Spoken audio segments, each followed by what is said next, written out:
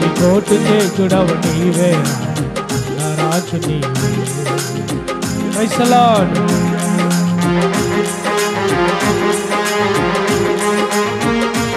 ఆమేన్.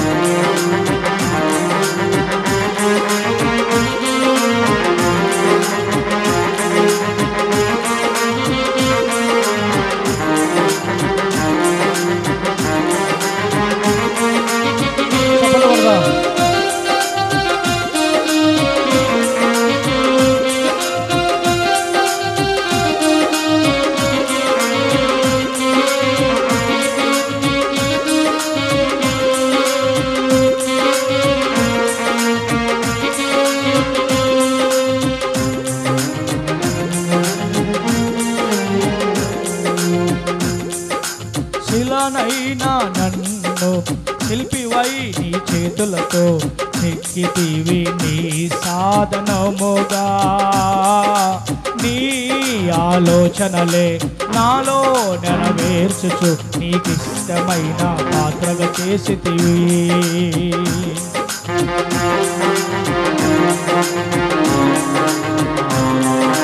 శిలనైనా నన్ను శిల్పివై నీ చేతులతో చెక్కితివి నీ సాధనముగా. నీ ఆలోచనలే నాలో నెరవేర్చుచు నీకిష్టమైన పాత్రగా చేసితివి.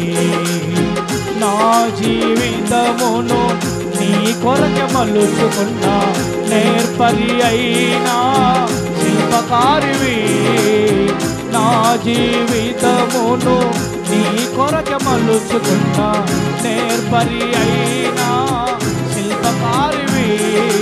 ఘనమైన నీ నామములో నిత్యము ఘనపరతును యేసయ్యా. విలువైన నీ కార్యములను నిత్యము వివరింతును యేసయ్యా. రాజుల రాజు నీవే, రాజాది రాజు నీవే, రవి కోటి తేజుడవు నీవే, రాజు నీవే. రాజుల రాజు నీవే, రాజాది రాజు నీవే, రవి కోటి తేజుడవు నీవే, రాజు నీవే. అడిగిన వాటి కంటే అధికముగా ఇచ్చితివి, ఊహించినంతగా ఉన్నతముగా చేసితివి.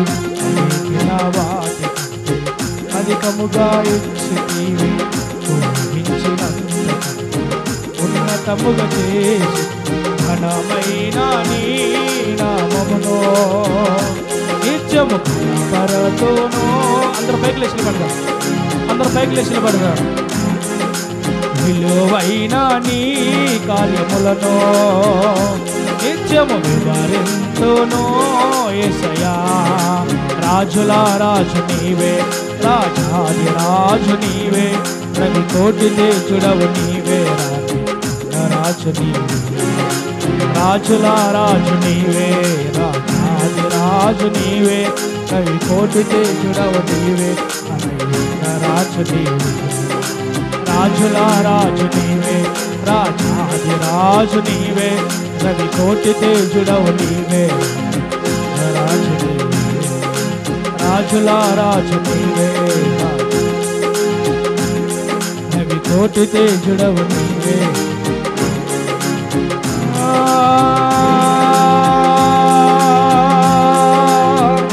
ఇంతగా ప్రేమించుటకు, ఇంతగా ప్రేమించుటకు, ఇంతగా ప్రేమించుటకు, ఇంతగా ప్రేమించుటకు నీ కృప తప్ప వేరొకటి లేనే లేదు. నీ కృప తప్ప వేరొకటి లేనే లేదు. ఇంతగా ప్రేమించుటకు, ఇంతగా ప్రేమించుటకు, ఇంతగా ప్రేమించుటకు,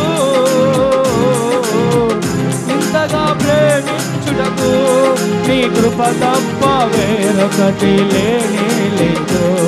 నీ కృప తప్ప వేరొకటి లేనే లేదు. నీ కృప తప్ప వేరొకటి వేరొకటి లేనే లేదు. నీవే నా ప్రాణం, నీవే నా జీవితం. నీవు నాతో లేకుంటే మనగలనా ఒక్క క్షణం. నీవే నా ప్రాణం, నీవే నా జీవితం. నీవు నాతో లేకుంటే మనగలనా ఒక్క క్షణం.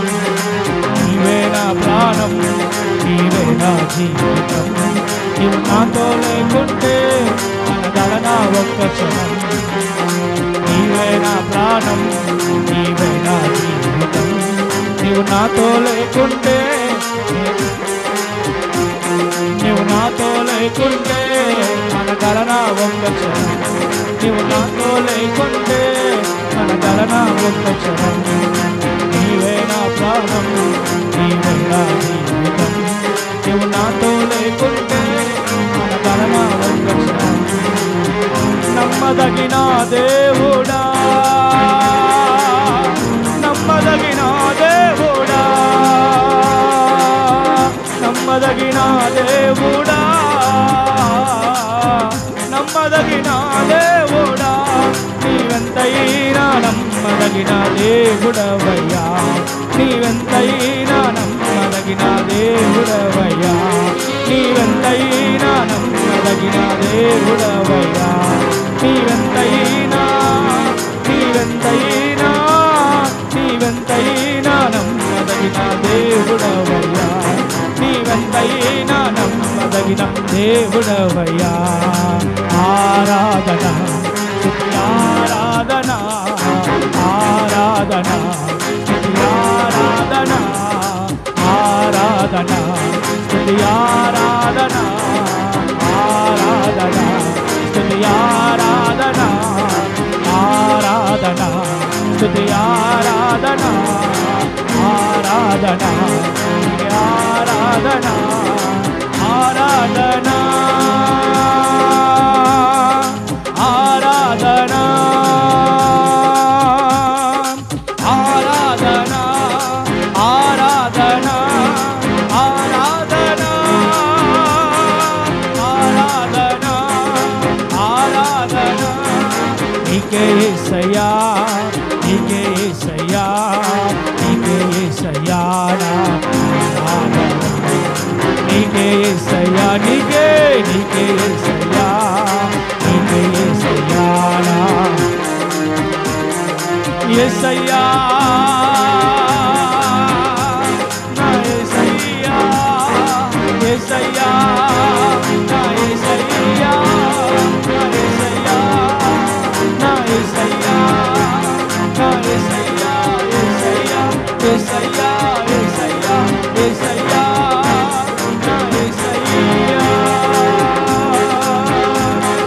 నీకే, నీకే, నీకే, నీకే, నీకే, నీకే నా ఆరాధన. నీకే నయ్యా, నీకే నయ్యా, నీకే నయ్యా ఆరాధన, ఆరాధన, ఆరాధన. నీకే యేసయ్యా, ఆరాధన. నీకే యేసయ్యా, ఆరాధన. నీకే యేసయ్యా, యేసయ్యా, యేసయ్యా, యేసయ్యా, యేసయ్యా. నీకే యేసయ్యా, నీకే యేసయ్యా, నీకే యేసయ్యా.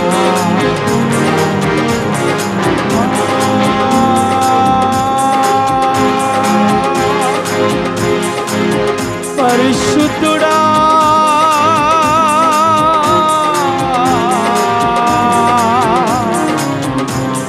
నమ్మదగిన దేవుడా,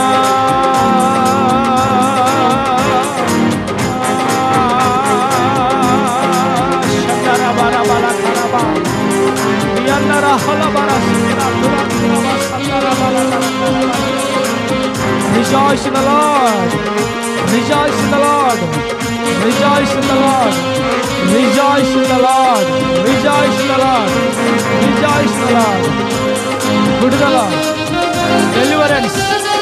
డెలివరెన్స్ డెలివరెన్స్ డెలివరెన్స్.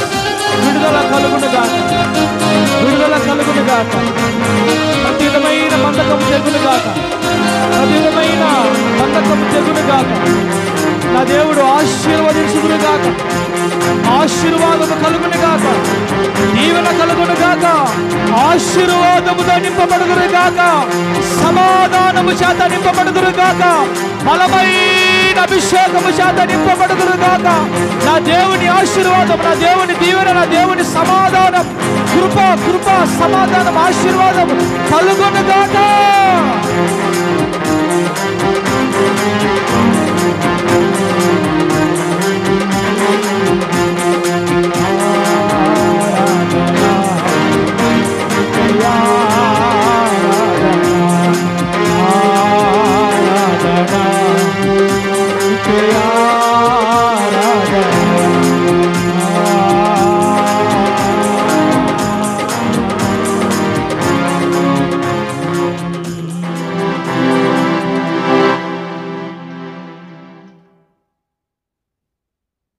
ఆరాధన స్తుతి ఆరాధన. అబ్రహాము ఇస్సాకును బలి ఇచ్చిన ఆరాధన, రాళ్ళతో చంపబడిన స్టెఫను వలె ఆరాధన. ఆరాధన స్తుతి ఆరాధన, ఆరాధన స్తుతి ఆరాధన. 10,000లోనా అతి సుందరుడా,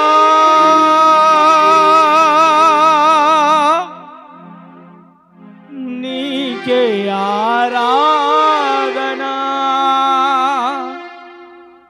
నిన్న నేడు మారని ఆరాధన.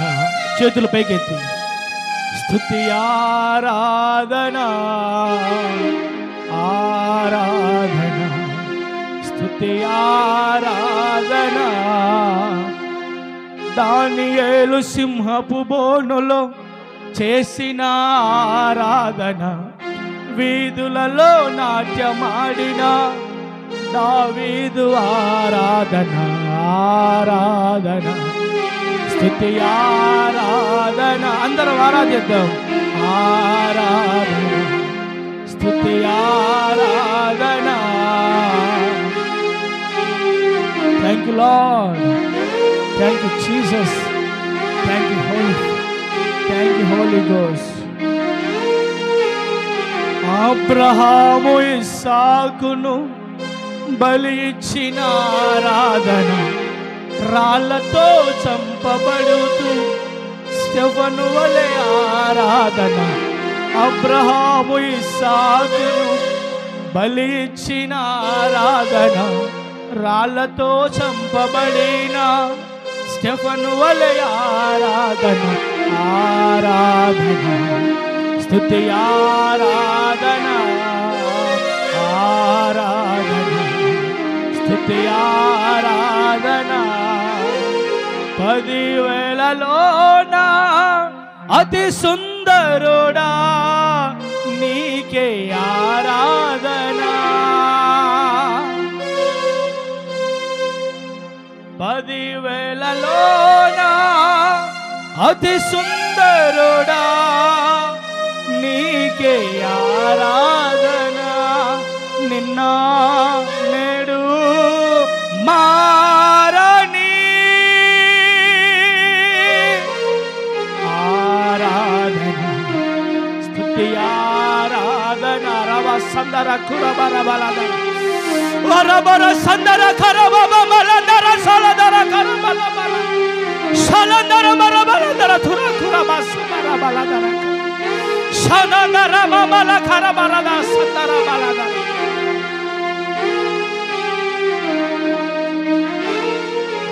దానియేలు సింహపు బోనులో చేసిన ఆరాధన, వీధులలో నాట్యమాడిన దావీదు ఆరాధన, దానియేలు సింహపు బోనులో చేసిన ఆరాధన, వీధులలో నాట్యమాడిన దావీదు ఆరాధన, ఆరాధన స్తుతి ఆరాధన, ఆరాధన స్తుతి ఆరాధన, అందరూ చెబుదాం. పరలోకమందున దేవునికి, అత్యున్నత సింహాసనం మీద ఆసీనుడైన ఆ ప్రేమ గల మహారాజుకి, ఆ ప్రేమ గల దేవునికి, మంచి యేసయ్యకి ఇంతవరకు సజీవులుగా ఆరోగ్యవంతులుగా కాపాడిన దేవుణ్ణి, ఆరోగ్యమిచ్చిన దేవుణ్ణి, పోషించిన దేవుణ్ణి, కాపాడిన దేవుణ్ణి, కృపనిచ్చిన దేవుణ్ణి, ఎన్నో మార్లు రక్షించిన దేవుణ్ణి హృదయపూర్వకంగా మనస్ఫూర్తిగా ఆకాశవైపు చేతులెత్తి పరలోకంలో సింహాసనం మీద కూర్చున్న ఆ దేవాది దేవుణ్ణి, దేవదేవుణ్ణి ఇదిగో ఆయన చూస్తూ ఆరాధన చేద్దాం. అయ్యా, మా ప్రాణాత్మ దేహాలతో నీకే ఆరాధన. ఇహపరమందు నీవే సర్వాధికారం కలవాడవు, ఇహపరమందు నీవే సర్వాధికారం కలవాడవు, 10,000లో అతి సుందరుడువు. నీకు సాటి అయిన వారి లోకంలో ఎవరు లేరయ్యా. ఇహమందు పరమందు నిన్ను మించిన శక్తి గలవారు, నిన్ను మించిన బలము గలవారు, నీ వంటి దేవుడు ఎవరు లేరు.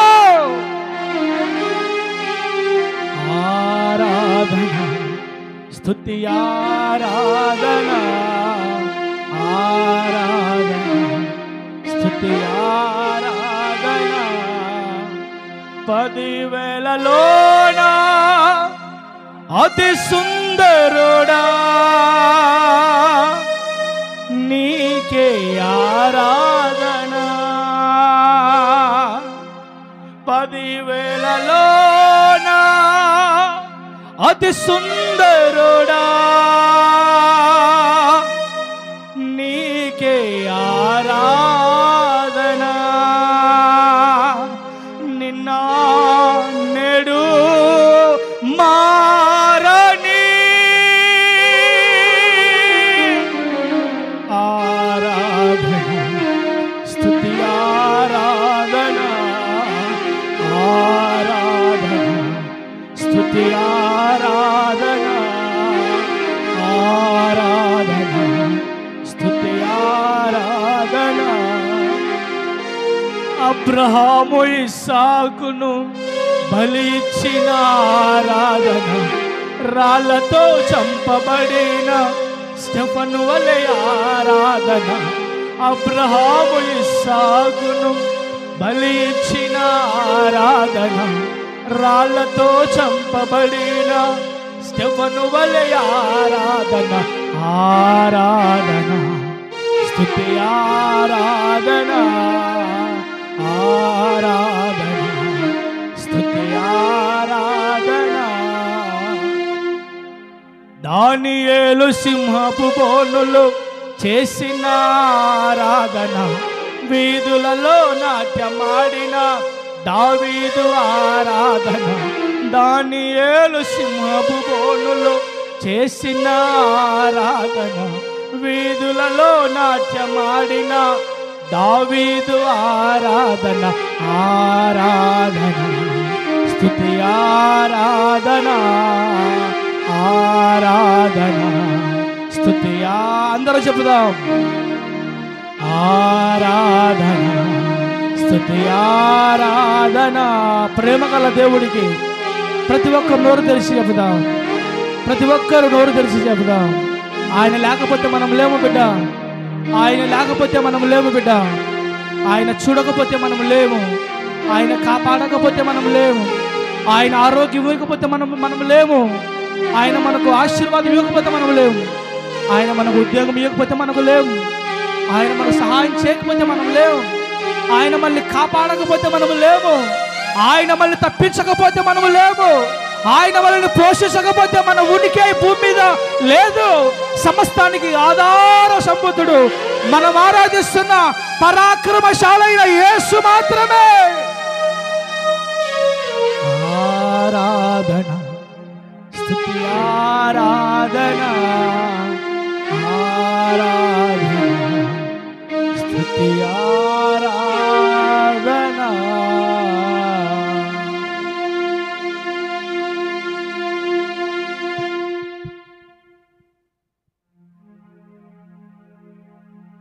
స్తోత్రం స్తోత్రం స్తోత్రం స్తోత్రం స్తోత్రం తండ్రి, స్తోత్రం ప్రభా. కృపా సత్య సంపూర్ణుడైన యేసయ్యా, నీ బంగారు పాదముల కొందనాలు కృతజ్ఞతాస్తుతులు చెల్లించుకుంటున్న తండ్రి. అయా, గడిచిన వారం మొదలుకొని ఈ వారం వరకు కాచి కాపాడి నీ కృపలో దాచి భద్రపరచి ఆరోగ్యాన్నిచ్చి ఆయుష్నిచ్చి ప్రభా, ఈ దినం నీ సన్నిధిలో సజీవ లెక్కలను ఉంచినందుకై నీ కొందనాలు స్తోత్రాలు చెల్లించుకుంటున్న తండ్రి. అవును ప్రభా, ఈ దినం ఎంతో మంది గతించిపోయినప్పటికీ అల్పులమైన మమ్మల్ని, అయోగ్యులమైన మమ్మల్ని తండ్రి ప్రేమించి మాకు ఇద్దరమిచ్చినందుకై మీ కొందనాలు స్తోత్రాలు చెల్లించుకున్న తండ్రి. ఇదిగోనైనా ఈ ఉదయకాల సమయం తండ్రి, ఈ పునరుద్ధాన ఆరాధన ప్రభా, అయా మీ నామానికి మహిమకరంగా జరిగించినందుకై మీ కొందనాలు స్తోత్రాలు చెల్లించుకున్న తండ్రి. అవును ప్రభా, ఇంతవరకు నేను ఆరాధన తండ్రి, అయా మీ నామానికి మహిమకరంగా జరిగించినందుకే మీ కొందనాలు స్తోత్రాలు ప్రభా. అయా పాటల ద్వారా, చప్పట్ల ద్వారా, వాయిద్యాల ద్వారా తండ్రి మీ నామానికే మహిమ తెచ్చుకున్న తండ్రి మీ కొందనాలు స్తోత్రాలు దేవా. అయ్యా, ఇంతవరకు ఆరాధనలో తండ్రి ప్రతి బిడ్డను మీరు అభిషేకించినైనా ఆశీర్వదించినందుకే మీ కొందనాలు స్తోత్రాలు చెల్లించుకుంటున్న తండ్రి. ఇదిగోనైనా కూడా వచ్చిన బిడ్డలు మీరు ఆశీర్వించండి, దీవించమని ప్రార్థిస్తున్నానైనా. అయ్యా, రాలేని బిడ్డను కూడా త్వరగా నీ పాసనికి నడిపించమని ప్రార్థిస్తున్న తండ్రి. ఇదిగోనైనా పరాక్రమశాలి మినిస్ట్రీస్ జ్ఞాపకం చేసుకోండి తండ్రి. అయ్యా, 3 సంఘాలు మీరు ఆశీర్వించండి, దీవించమని ప్రార్థిస్తున్న తండ్రి.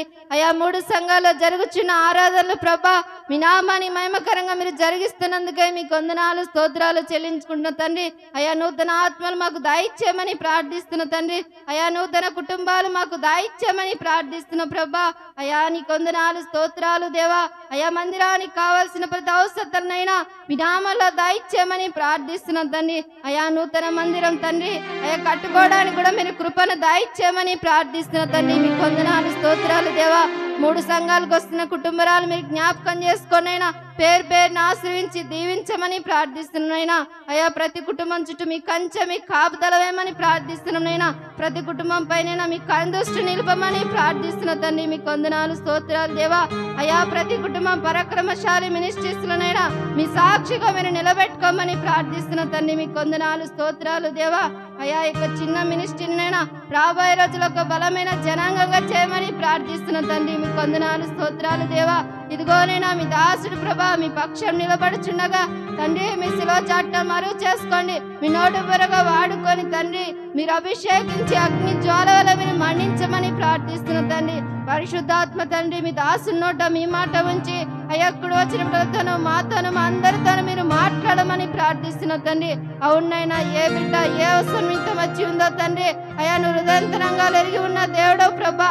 అయ్యా, ప్రతి ఒక్కరితోనైనా నీ దాసుని ద్వారా నువ్వే మాట్లాడమని ప్రార్థిస్తున్న తండ్రి. అవునైనా నన్ను నువ్వు మాట్లాడితే తండ్రి మా జీవితాలు బ్రతికించబడతాయి, వెలిగించబడతాయి, జీవింపబడతాయి. నువ్వు మాట్లాడుతున్నావు ప్రభా. అట్టి జీవవాకులతో నీ దాసుని ద్వారా మాతోనే మాట్లాడమని ప్రార్థిస్తున్నాం నైనా. ముఖ్యంగా వినే మనసు, గ్రహించే మనసు, అయ్యా సమర్థించే మనసు మాకందరికి దాయిచ్చేయమని ప్రార్థిస్తున్నాం నైనా. విని విడిచిపెట్టే వారిగా మేము ఉండక తండ్రి మా హృదయంలో నింపుకొని వాక్యానుసారంగా జీవించుకునే కృపను మాకు దాయిచ్చేయమని ప్రార్థిస్తున్నాం నైనా. ఇదిగోనైనా మీ దాసుడు వాక్యం చెప్తుండగా వాక్యానికి, సంఘానికి, సేవకులకి అయ్యా వ్యతిరేకంగా పనిచేస్తున్న ప్రతి వ్యతిరేకతను యేసు నామములో లయం చేయమని ప్రార్థిస్తున్నాం తండ్రి. ఇంతవరకు ఆరాధన ప్రభా మీ నామానికి మహిమకరంగా జరిగించినందుకే మీకే కృతజ్ఞతాస్తుతులు చెల్లించుకుంటూ పరాక్రమశాలైన యేసయ్య పరిశుద్ధ నామంలో అడిగి వేడుకుంటున్నాం తండ్రి. ఆమేన్.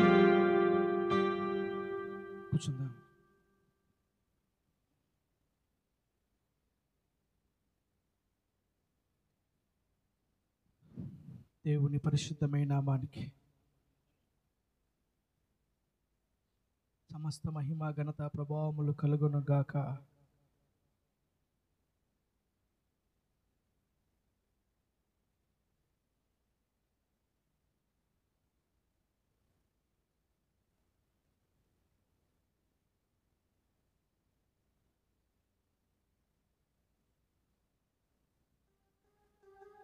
దేవునికి స్తోత్రం. హల్లెలూయా. చెప్దాం గట్టిగా హల్లెలూయా. చేతులతో చెప్దాం గట్టిగా హల్లెలూయా. దేవునికి స్తోత్రం. దేవుని కృప మనకు తోడైండును గాక. సమాధానం మనకు తోడైండును గాక. దేవుడు మనలను ఆశీర్వదించునుగాక. కృప మనల్ని విస్తరింపచేయునుగాక. హల్లెలూయా. క్రీస్తునంత దేవుని బిడ్డలారా, కొద్ది నిమిషాలు దేవుని మాటలు మనం విందాం. బైబిల్ తెరుద్దాం. యెషయా గ్రంథం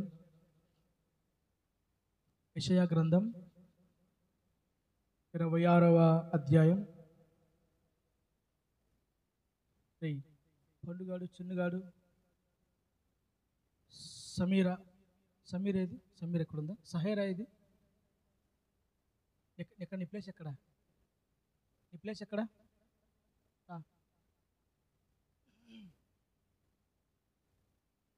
పిల్లల ప్లేసులు రిజర్వేషన్ అనమాట. వాళ్ళ ప్లేసులు, ఆ ప్లేస్లో ఎవరు కూర్చోకూడదు, వాళ్ళే కూర్చోవాలి. సండే స్కూల్ పిల్లల ప్లేసులు రిజర్వేషన్ అనమాట. ఎలా అయిపోయిందా? మళ్ళీ ఏమైనా బాలా? ఇంకా అయిపోయిందా? చెప్పురా.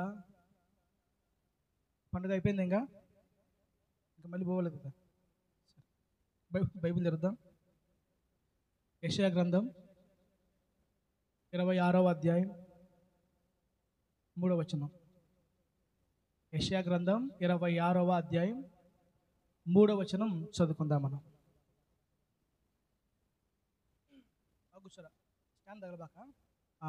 ఎవని మనసు నీ మీద ఆనుకొనునో వానిని నీవు పూర్ణ శాంతి గల వానిగా కాపాడుదువు. ఏలయనగా అతడు నీ యందు విశ్వాసముంచి ఉన్నాడు. ఇంకొకసారి చదువు. ఎవని మనస్సు నీ మీద ఆనుకొనునో వానిని నీవు పూర్ణ శాంతి గల వానిగా కాపాడుదువు. ఏలయనగా అతడు నీ యందు విశ్వాసముంచి ఉన్నాడు. చాలు. చదవబడిన లేఖన భాగాన్ని అర్థమయ్యే రీతిలో దేవుడు మనకు బోధించును గాక. ఆయనే మనతో మాట్లాడును గాక. హల్లెలూయా. దేవుని బిడ్డలారా, మరలా రేపటి నుండి 29వ తారీఖు దాకా అదేదో భయంకర తుఫాన్ అని మరలా యూట్యూబ్లో చూపిస్తూ ఉన్నారు. వాతావరణం అనుకూలించబడదు, రేపటి నుంచి అలర్ట్గా ఉండాలని. ఏదేమైనా పరిస్థితులన్నిటిని మార్చగలిగిన వాడు మనం ఆరాధించి ప్రేమించే మన దేవుడు మాత్రమే. హల్లెలూయా. Praise the Lord. మీరు గమనించండి, ఎన్ని తుఫానులు రాని, ఎన్ని పెనుగాలు రాని, ఎన్ని భూకంపాలు రాని, ఆదివారం ఆరాధనలు మాత్రం ఆగవు. ఆ టైంకి దేవుడు అద్భుతమైన వాతావరణం ఇస్తాడు. అద్భుతంగా దేవుడు సహాయం చేస్తాడు బిడ్డ. దేవుడే ఆయన కలగ చేసుకుంటాడు మన బిడ్డల విషయాల్లో. చిన్న బాధాకర విషయం ఏంటంటే, మరి కర్నూలులో బిడ్డరా చూసింటారు మీరు. నిన్న ఒక 2 days బ్యాక్ అనుకుంటాను, హైదరాబాద్ నుండి బెంగళూరుకి వెళ్ళే బస్సు బహు భయంకరంగా తగలబడిపోయింది. ఇంచుమించు 19-20 మంది దాకా సజీవ దహనం అయిపోయారు. కాలి బూడిదైపోయారు. బొగ్గుగా మారిపోయారు. మాంస ముద్దలుగా మారిపోయారు. ఆ మాంస ముద్దలని ఎత్తుకొచ్చి అలా పక్కన పెడితే హాస్పిటల్ దగ్గర మరి అందులో ఎవరో, వారి కుమారుడు ఎవరో, వారి కుమార్తె ఎవరో, వారి బంధువులు ఎవరో అసలు గుర్తుపట్టడానికి ఆకారమే లేదు. నిజంగా రాకూడదు లాంటి మరణం, భయంకరమైన మరణం ఆ కర్నూలు ప్రాంతంలో చోటు చేసుకుంది. మేము ప్రతిసారి ఊరికి వెళ్ళినప్పుడల్లా ఆ రూట్లో వెళ్తూ ఉంటాం. మేము బేతంచెరులో దేవనగర్లో ఉదయం 7 నుంచి 10 దాకా ఆరాధన చూసుకున్న తర్వాత, బేతంచెర్ల 10 నుంచి 1 గంట దాకా ఆరాధన చూసుకున్న తర్వాత మళ్ళీ సాయంకాలం 4 నుంచి కర్నూలుకి వెళ్తాం అక్కడ ఆరాధన జరిపించడానికి. మేము పోయినప్పుడు బిడ్డరా ఆ రూట్లోనే చాలాసార్లు వెళ్ళిన సందర్భాలు ఉన్నాయి. అయితే ఆ సంఘటన చూసినప్పుడు నిజంగా గుండె మాత్రం బద్దలైపోతుంది. అసలు చిన్న పిల్లలు అనమాట, చిన్న పిల్లలు, వారు కూడా అక్కడికి ఖాళీ బూడిదైపోయి పెట్టారు. కొంతమంది సాక్ష్యాలు చూసిన వారు చెప్తుంటే, ఒక స్త్రీ ఎవరో మరి చంటి పిల్లను చేతులు పట్టుకొని ఆమె కాలిపోతూ పాపను కాపాడండి అని కేకలేస్తుందంట. వితిన్ సెకండ్స్లోనే మొత్తం పొగలు మంటలు కమ్ముకొని ఖాళీ బూడిదైపోయారు. విచిత్రం ఏంటంటే అసలు ఆ మరణం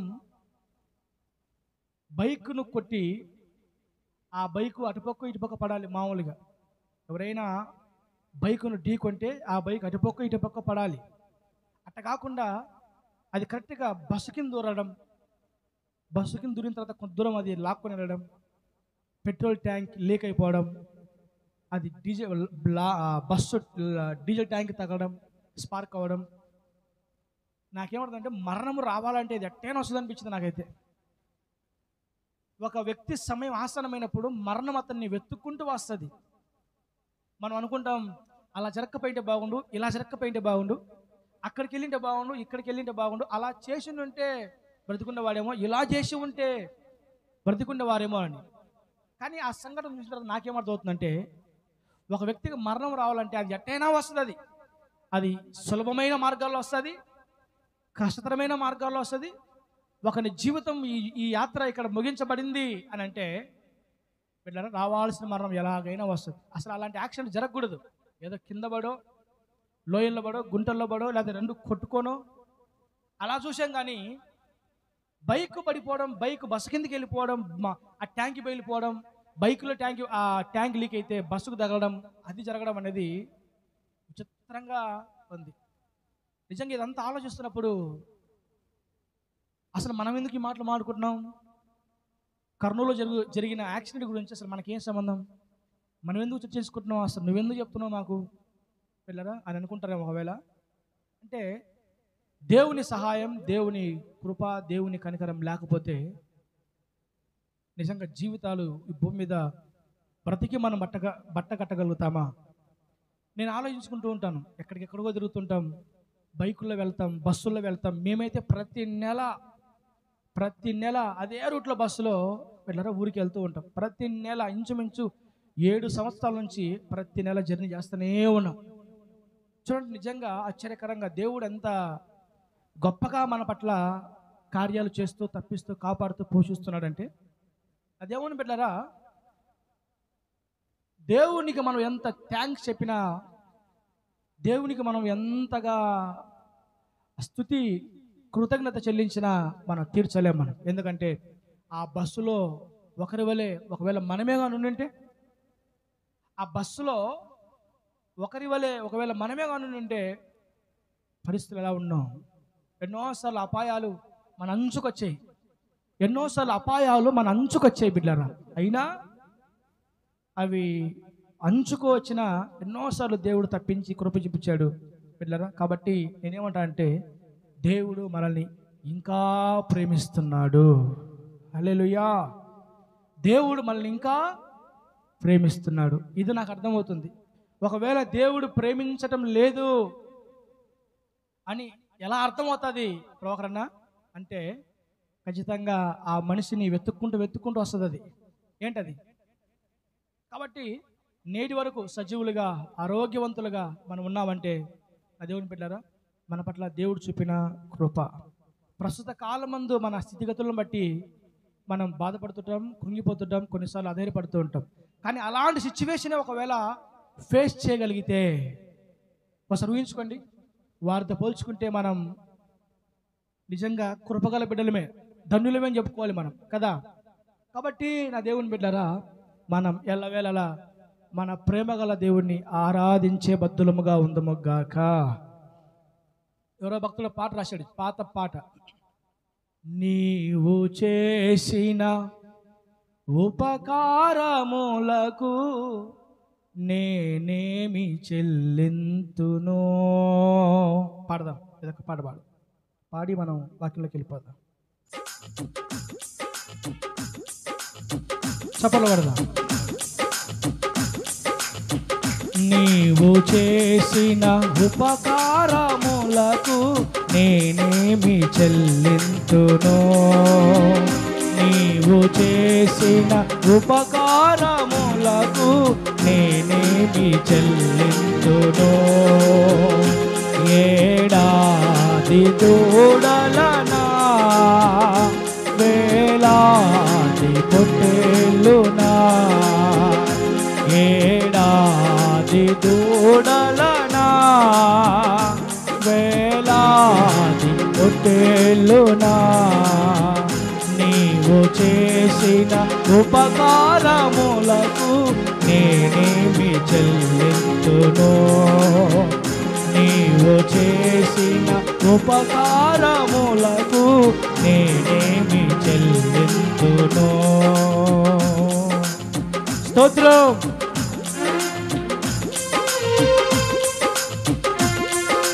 వేలాది నదులంతా విస్తార తైలము నీకిచ్చిన చాలునా వేలాది నదులంతా విస్తార తైలము నీకిచ్చిన చాలునా గర్భఫలమైన నా జ్యేష్ఠ పుత్రుని నీకిచ్చిన చాలునా గర్భఫలమైన నా జ్యేష్ఠ పుత్రుని నీకిచ్చిన చాలునా ఏడాది దూడలనా వేలాది పొట్టేలునా ఏడాది దూడలనా వేలాది పొట్టేలునా నీవు చేసిన ఉపకారములకు నేనేమి చెల్లింతును నీవు చేసిన ఉపకారములకు నేనేమి చెల్లింతును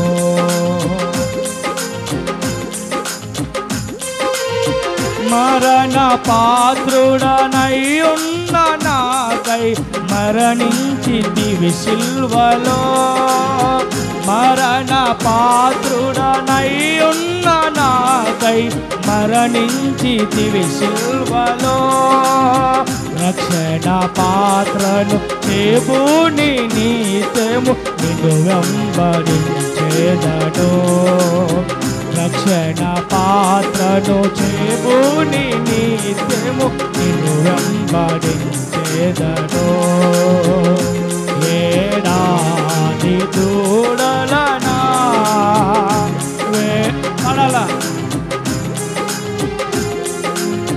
మరణ పాత్రుడనై ఉన్న నాకై మరణించితివి సిల్వలో మరణ పాత్రుడనై ఉన్న నాకై మరణించితివి సిల్వలో కరుణ చూపి నీ జీవ మార్గాన నడిపించుకో యేసయ్యా కరుణ చూపి నీ జీవ మార్గాన నడిపించుకో యేసయ్యా వేలాది దూడలనా వేలాది పొట్టేలునా ఏడాది దూడలనా వేలాది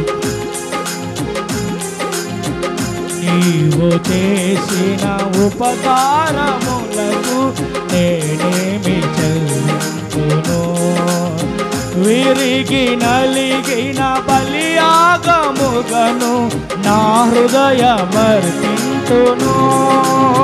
విరిగి నలిగిన బలియాగముగను నా హృదయమర్పింతును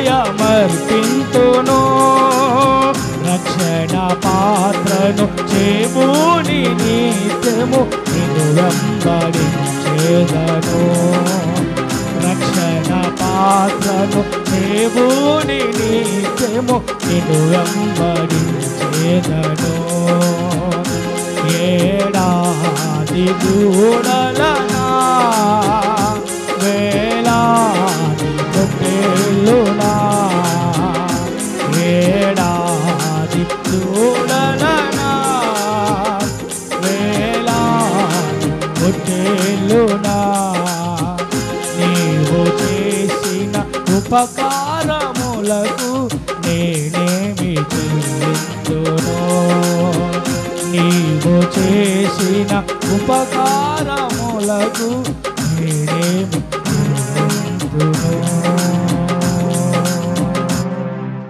హల్లెలూయా ఆయనకే సమస్త మహిమ ఘనత ప్రభావములు కలుగునుగాక. ఆమేన్. క్రీస్తునందు దేవుని బిడ్డలారా, కాబట్టి ఎల్లవేళలా మనం దేవునికి థ్యాంక్స్ చెప్పుకుంటూ కృతజ్ఞతాస్తుతులు తెలియజేస్తూ అనుదినం కాపాడుతూ పోషిస్తూ తప్పిస్తూ ఆరోగ్యం ఇస్తూ కృప చూపిస్తున్న ఆ దేవుణ్ణి ఆరాధించదముగాక. ఎవని మనస్సు నీ మీద ఆనుకొనునో వానిని నీవు పూర్ణ శాంతి గలవానిగా కాపాడుతూ ఏలైనగా అతడు నీ యందు విశ్వాసం ఉంచి ఉన్నాడు. యెషయా అనే ప్రవక్త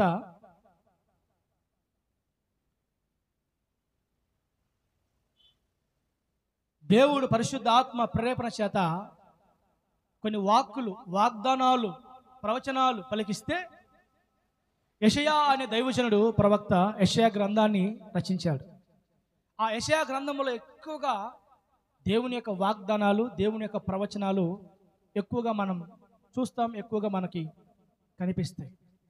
దేవుడు చేసిన మాట్లాడిన ప్రతి ప్రవచనం, ప్రతి వాగ్దానం అవి సత్యమై నిజమై ఖచ్చితంగా నెరవేర్చబడే ఒక ఆధ్యాత్మిక వాగ్దానాలు నెరవేర్పులుగా ఆ దేవుని పిల్ల మన జీవితాల్లో ఉన్నాయి.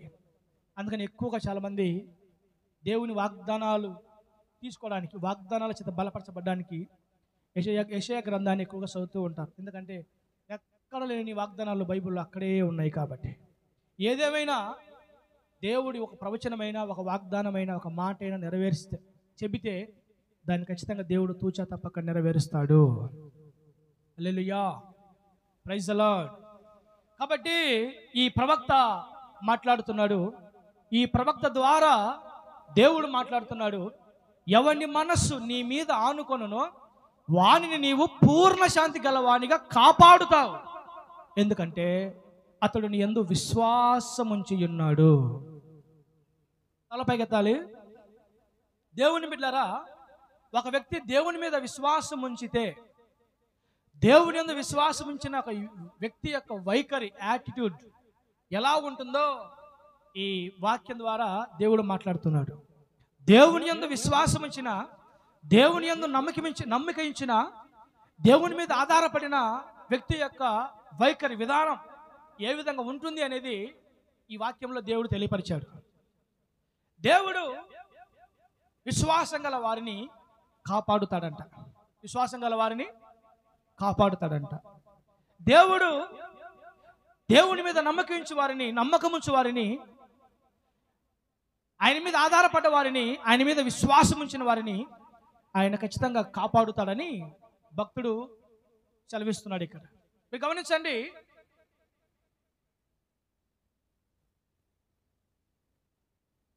పూర్ణ శాంతి గలవానిగా అతనిని నీవు కాపాడుదువు. దేవునికి స్తోత్రం, హల్లెలూయా. పూర్ణ శాంతి గలవానిగా నీవు అతనిని కాపాడుదువు. పూర్ణ శాంతి అనే పదానికి అర్థమైందంటే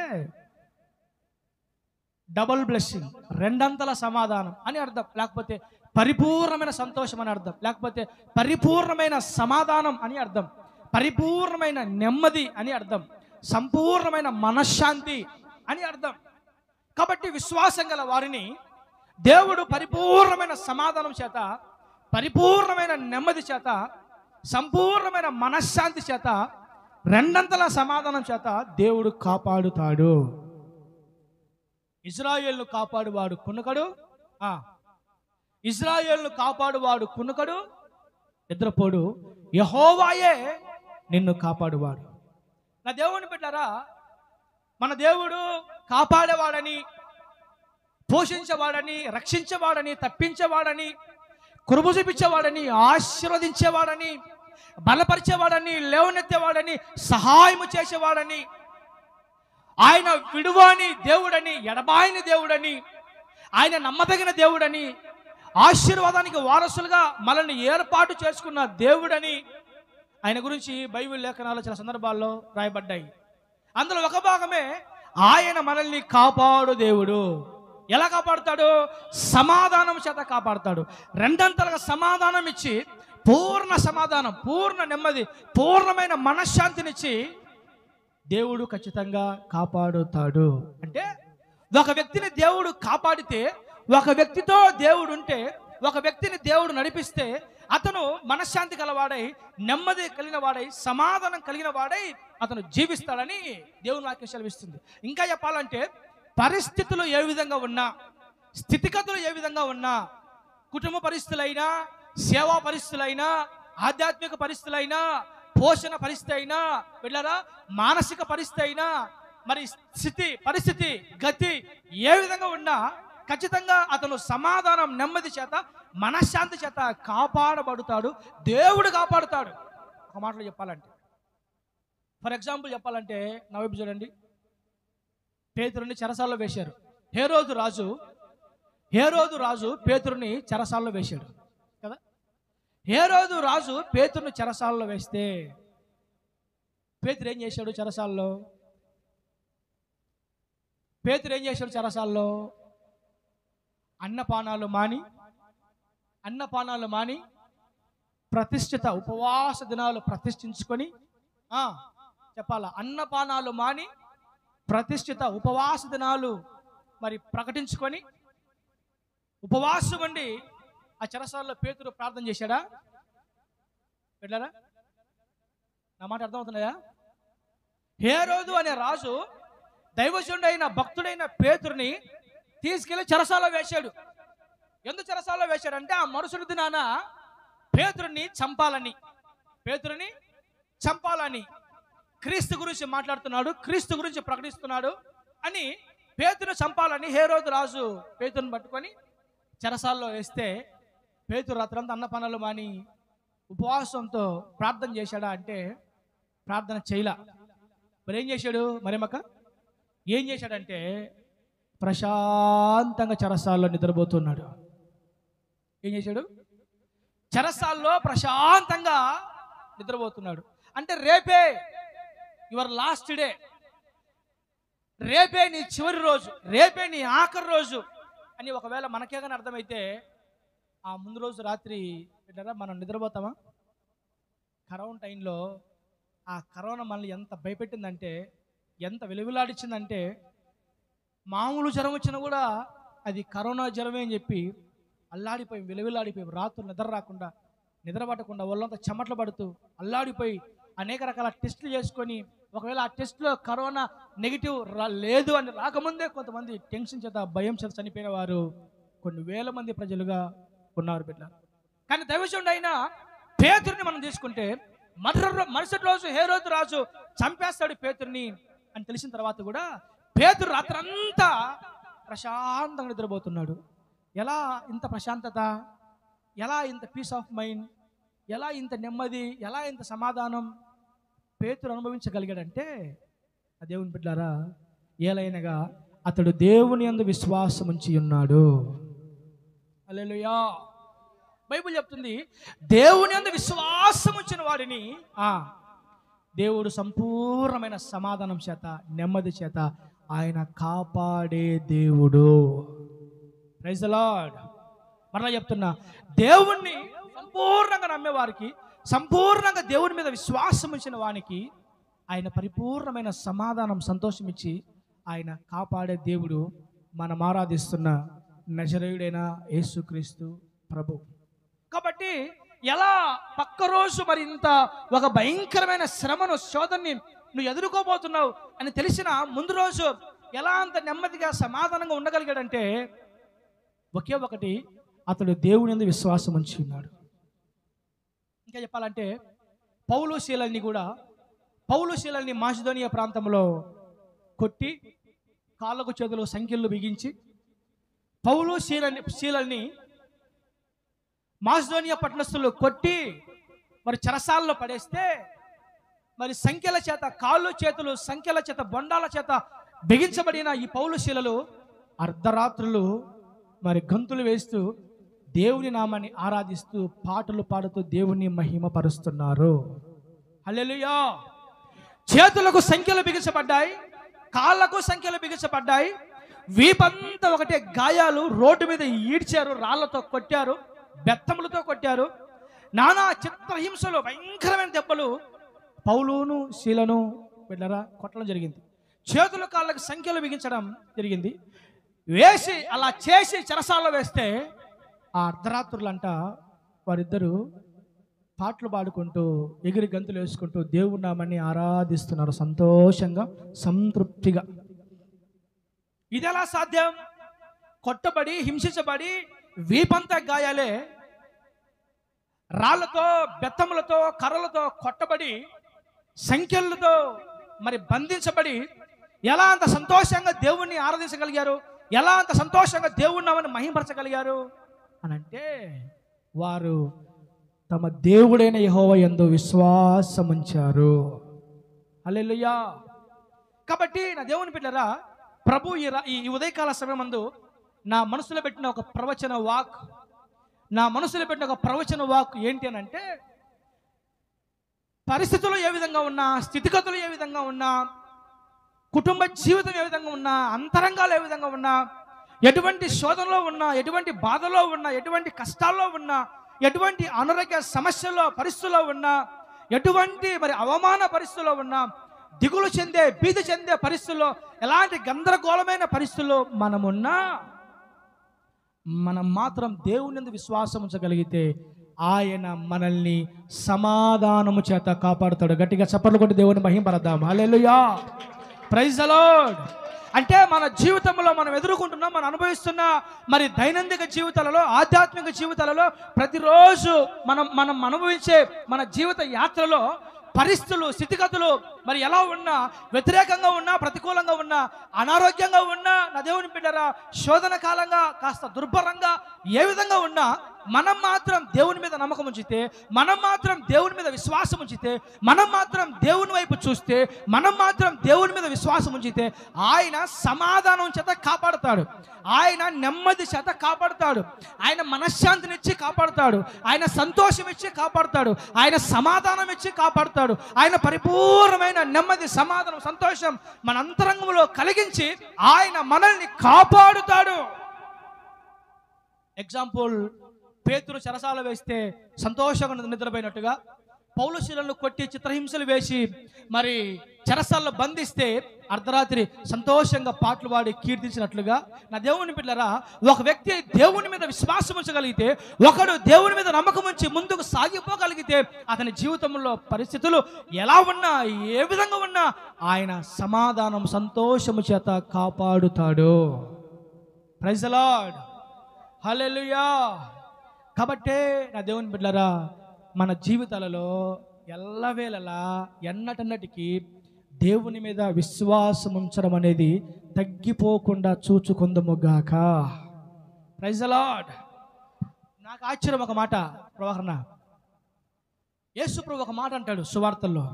ఏమంటాడంటే, మనుష్య కుమారుడు భూమి మీదకి వచ్చినప్పుడు విశ్వాసమును కనుగొనునా అని. ఏంటంట? మనుష్య కుమారుడు భూమి మీదకి వచ్చినప్పుడు విశ్వాసమును కనుగొనునా అని యేసు ప్రభు ప్రశ్న వేస్తున్నాడు. ఎవరు? యేసు ప్రభువే ప్రశ్న వేస్తున్నాడు. అంటే అర్థం ఏంటి?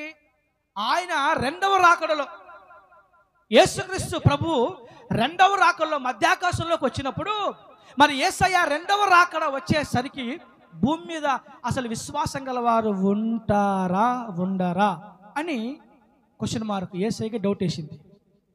ఎందుకు ఆ మాట అన్నాడంటే, దేవుని బిడ్డలారా, యేసయ్య రెండవ రాకడలో వచ్చే సమయానికి విశ్వాసం గలవారు ఉండరు, విశ్వాసం గలవారు కరువైపోతారు, విశ్వాసం గలవారు సన్నగిలిపోతారు, విశ్వాసం గలవారు త్రొట్టిల్లిపోతారు. నాకేమనిపించిందంటే, మనుష్య కుమారుడు అంటే యేసయ్య రెండవ రాకడ వచ్చే సమయానికి పరిశుద్ధులను కనుగొనునా అని అనలేదు. ఎందుకని? పరిశుద్ధులు ఉండొచ్చు.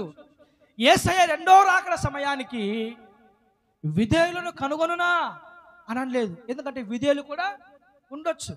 యేసయ్య రెండవ రాకడ సమయానికి ప్రార్థించే వారిని కనుగొనునా అని అనలేదు. ఎందుకని? ఒకవేళ ప్రార్థించే వారు కూడా ఉండొచ్చేమో. ఎస్పెషల్లీ అసలు విశ్వాసం గల వారిని కనుగొనునా అన్నాడంటే, అసలు విశ్వాసం అనేదే మనిషి హృదయంలో లేకుండా, నా దేవుని బిడ్డలారా, మానవుడు త్రొట్టిల్లిపోతాడేమో, పడిపోతాడేమో అని ప్రభు అంటాడు. మరి భూమి మీదకి నేను మరలా వచ్చేసరికి భూమి మీద అసలు ఒక్కడైనా విశ్వాసం గలవాడు ఉంటాడా అని ప్రభు వేసిన ప్రశ్నలో దాని అర్థం చాలామంది జీవితాలలో విశ్వాసం అనేది సన్నగిల్లిపోతుంది, విశ్వాసం కరువైపోతుంది, విశ్వాసులు అవిశ్వాసులుగా మార్చబడతారు, విశ్వాసులు అల్ప విశ్వాసులుగా మార్చబడతారు, విశ్వాసులు అవిధేయులుగా మార్చబడతారు, విశ్వాసులు మరి అవిశ్వాసులుగా అల్ప విశ్వాసులుగా మారిపోయి దేవునికి దురస్తులుగా దేవునికి దూరమైపోయేవారు ఎంతోమంది ఉంటారు అని ఆ మాటకి నా దేవుని బిడ్డ అర్థం తెలియపరచబడుతుంది. కాబట్టి మన అంతరంగ జీవితాలలో ఎల్లవేళలా దేవుడు మన హృదయంలో ఉంచిన ఆ విశ్వాసపు ఆత్మని మనము కాపాడుకోగలగాలి. విశ్వాసం అనేది అదొక స్పిరిట్. నా వైపు చూడండి, విశ్వాసం అనేది ఒక స్పిరిట్. అలాగే భయం అనేది కూడా ఒక స్పిరిట్ బిడ్డారా. మీరు గమనించండి, మనము ఎక్కువగా భయపడ్డాం అనుకోండి, ఎక్కువగా భయపడితే మనం ఏదైతే భయపడుతున్నామో అది మన కళ్ళ ముందు ఒక ఇమాజిన్, ఒక ఊహలాగా జరిగిపోద్ది.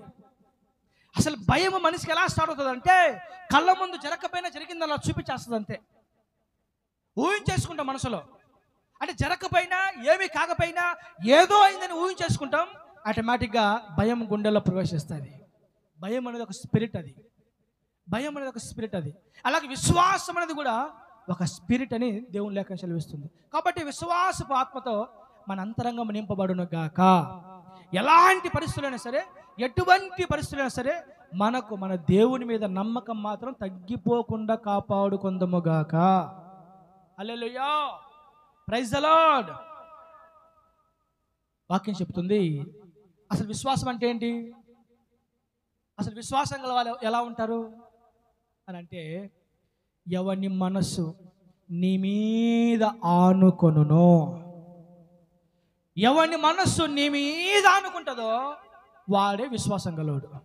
ఏంటంట, ఎవని మనస్సు నీ మీద ఆనుకొనునో వాడు విశ్వాసం గలవాడు. అంటే అసలు విశ్వాసం అంటే ఏంటి, విశ్వాసం గలవారు అంటే ఎవరు అని అంటే, దేవుని పిల్లరా, ఎవరి జీవితాలు, ఎవరి బ్రతుకులు, ఎవరి మనసులైతే దేవుని మీద ఆనుకుంటాయో, దేవుని మీద ఆధారపడతాయో, వారి మనస్సులు దేవుణ్ణి ఆశ్రయిస్తాయో, వారి మనస్సులు దేవుణ్ణి గట్టిగా హత్తుకుంటాయో, ఎవరి మనస్సులైతే దేవుణ్ణి ఆధారపడి దేవుణ్ణి ఆనుకొని దేవుణ్ణి గట్టిగా హత్తుకుంటాయో అలాంటి వారందరూ విశ్వాసం గలవారని దేవుని లేఖనం సెలవిస్తుంది. కాబట్టి నా దేవుని బిడ్డరా, మన విశ్వాసం గల వారిగా ఉండాలి, దేవుని మీద నమ్మకం ఉంచే వారిగా మనం ఉండాలి. మన విశ్వాసం తగ్గిపోకూడదు. మన దేవుడు మంచి దేవుడు, మన దేవుడు ప్రేమగల దేవుడు, ఆయన ఆశ్చర్య కార్యములు జరిగించే దేవుడు. ఆయన ఏమైనా మన పట్ల మన జీవితాల్లో జరిగించగల ఏకైక సామర్థ్యం కలిగిన దేవుడు, మనం ఆరాధించే దేవుడు. కాబట్టి ఎలాగైనా సరే ఆయన మనము విశ్వాసం ఉంచాలి. ఖచ్చితంగా విశ్వాస వీరులుగా మన జీవితాలు ఉండాలి అని అనుకుంటే ఆ దేవుని బిడ్డరా, దానికి సమాధానం ఒకే ఒకటి, మన మనస్సులు దేవుని మీద ఆనుకోవాలి. ఏమవ్వాలంట, మన మనస్సులు, అక్కడ రాయబడింది, ఎవరిని మనస్సు నీ మీద ఆనుకొనునో వాడు పూర్ణ శాంతి గలవాడిగా వాడిని నువ్వు కాపాడుతావు. ఎందుకంటే అలాంటోడే విశ్వాసం గలవాడు. అసలు విశ్వాసం గలవాడు ఎవరు అనంటే, దేవుని బిడ్డారా, వాని మనస్సు దేవుణ్ణి ఆనుకోవాలి, వాని మనస్సు దేవుని మీద ఆధారపడాలి, వాని మనస్సు దేవుణ్ణి హత్తుకోవాలి, వాని మనస్సు దేవుణ్ణి గట్టిగా పట్టుకోవాలి, వాని మనస్సు దేవుణ్ణి గట్టిగా హత్తుకోవాలి, హక్ చేసుకోవాలి, గట్టిగా ఆధారపడాలి. అలాంటి వాడు విశ్వాసం గలవాడు. అందుకే నా దేవుని బిడ్డరా, మనస్సు అనేది చాలా ప్రాముఖ్యమైనది మన జీవితాలలో. ఏంటి, మనస్సు. సామెతలో ఒక మాట రాయబడింది, శ్రేష్టమైన మాట, పట్టణమును పట్టుకొని వాని కంటే తన మనస్సును స్వాధీనపరుచుకొని వాడే శ్రేష్ఠుడు. పట్టణాన్ని పట్టుకొని వాని కంటే తన మనస్సును స్వాధీనపరుచుకుంటాడో, కంట్రోల్ చేసుకుంటాడో, అలాంటి వాడే శ్రేష్టమైన వాడు అంట. మీరు గమనించండి, ఒక పట్టణాన్ని పట్టుకోవాలంటే గుర్రాలు, రథాలు, యుద్ధాలు జరగాలి కదా. 1000 మంది సైనికులు, 1000 గుర్రాలు, 1000 రథాలు, 1000 ఆయుధాలు, ఆయుధ సామాగ్రి, విస్తారమైన సైనిక దళం ఉంటే గాని ఒక పట్టణాన్ని పట్టుకోవాలి. ఒక పట్టణం మీద, ఒక రాష్ట్రం మీద, ఒక దేశం మీదకి యుద్ధానికి వెళ్ళాలంటే ఎన్నో ఆయుధ సామాగ్రితో వెళ్ళి యుద్ధం చేస్తే గాని ఆ పట్టణాన్ని పట్టుకోలేరు. అదైనా ఈజీ అంట. కానీ మనస్సును స్వాధీనపరచుకోవడం, మనస్సును కంట్రోల్ చేసుకోవడం చాలా కష్టతరమైంది. పట్టణాన్ని పట్టుకునేవాడు ఎంత గొప్పోడో మనసును స్వాధీనపరుచుకునేవాడు అంతకంటే శ్రేష్టమైన వాడు అని.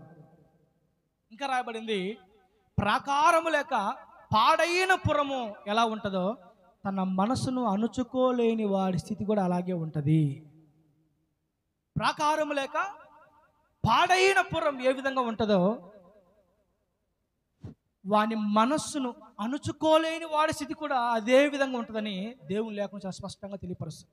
మీరు గమనించండి, ఒక ఇల్లు ఉంది, ఆ ఇంటికి ప్రాకారం లేదు. ఒక ఇల్లు ఉంది, ఆ ఇంటికి చుట్టూ కాంపౌండ్ లేదు, కాంపౌండ్ వాల్ లేదు. లేదా ఒక స్థలం ఉంది, ఆ స్థలానికి చుట్టూ ప్రాకారం లేదు, చుట్టూ కాంపౌండ్ లేదు. ఎలా ఉంటుంది? ఇంకా అదేమని బిడ్డారా, ప్రాకారం లేకపోతే ఆ పురము పాడైపోతుంది, ప్రాకారం లేకపోతే ఆ స్థలము పాడైపోతుంది, ప్రాకారం లేకపోతే ఆ స్థలంలోనికి ఎవరైనా రావచ్చు, ఏమైనా రావచ్చు, ఏదైనా జరగవచ్చు, ఏదైనా చేయొచ్చు.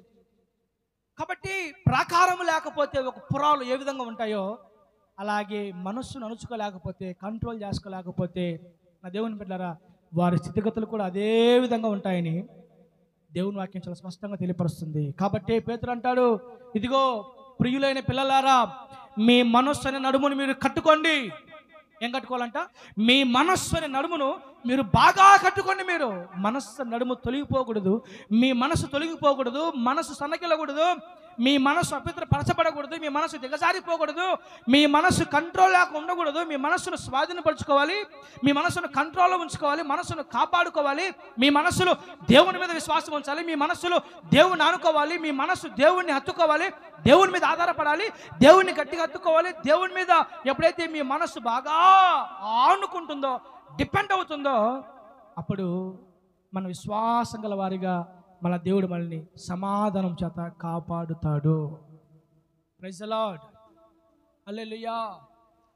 కాబట్టి నా దేవుని బిడ్డలారా, మన మనస్సు మన దేవుని మీద ఆనుకొనును గాక, మన మనస్సు మన దేవుని మీద ఆధారపడును గాక, మన మనస్సు మన దేవుని మీదనే ఉండును గాక. ఒక్క మాటలో చెప్పాలంటే, కానీ నిడి దినాల్లో మన మనసు, చాలామంది మనసు దేవుని మీద, దేవుని శక్తి మీద, దేవుని కార్యాల మీద, దేవుని బలం మీద, దేవుని యొక్క పరాక్రమం మీద కంటే కూడా నా దేవుని పిల్లరా లోకం మీద, లోకములు ఉన్నవాటి మీద, మనుషుల మీద, పరిస్థితుల మీద, సమస్యల మీద మన మనసులు ఎక్కువగా ఉండడం మనం చూస్తూ ఉంటాం. ఇజ్రాయేలీలు ఐగుప్తులోంచి బయటకు వచ్చారే కానీ వారి మనస్సు మాత్రం ఇంకా ఐగుప్తులోనే ఉంది. ఇజ్రాయేలీలు 430 సంవత్సరాలు ప్రార్థన చేస్తే, మొరపెడితే దేవుడు కరుణించి కనికరించి ఆ ఐగుప్తు అనే బానిస, ఐగుప్తు అనే శ్రమ, ఐగుప్తు అనే దాసత్వపు కారు నుంచి దేవుడు వారిని విడిపించి ఒక దెబ్బతో బయట తీసుకొస్తాడు. దేవుడు వారిని కానానుకు నడిపిస్తూ ప్రశస్తమైన వాగ్దాన దేశానికి తన ప్రజలను దేవుడే ముందు నడిపించుకుంటూ వెళుతూ ఉంటే కూడా ఇజ్రాయేలీలు ఐగుప్తులోంచి బయటకు వచ్చిన వారి మనసు మాత్రం ఐగుప్తును విడిచి బయట రాలేదు, ఐగుప్తులోనే ఉంది, మనసంతా ఐగుప్తు మీదనే ఉంది. బిడ్డలారా, ఈరోజు దేవుడు కాపాడకపోవడానికి గల కారణం, దేవుని కార్యాలు చూడకపోవడానికి గల కారణం, దేవుని యొక్క నెమ్మది సమాధానము అనుభవించబోవడానికి గల కారణం, రెండంతల దీవెన, రెండంతల కాపుదల, పూర్ణ శాంతి అనేక సందర్భాల్లో మనకు లేకపోవడానికి గల కారణం ఏంటంటే మన మనసులు దేవుని మీద ఆనుకోకుండా, దేవుని మీద ఆధారపడకుండా, దేవునినే మన మనసు గట్టిగా పట్టుకోకుండా లోకాన్నో, లోకంలో ఉన్న వాటినో మరి గట్టిగా ఆనుకొని పట్టుకుంటాము. కాబట్టి సమాధానము, సంతోషము, నెమ్మది, రెండంతల దీవెన, రెండంతల ఆశీర్వాదం నా దేవుని బిడ్డలారా మన కుటుంబాల్లో కరువైపోతూ ఉంటుంది. ప్రైజ్ ది లార్డ్, హల్లెలూయా.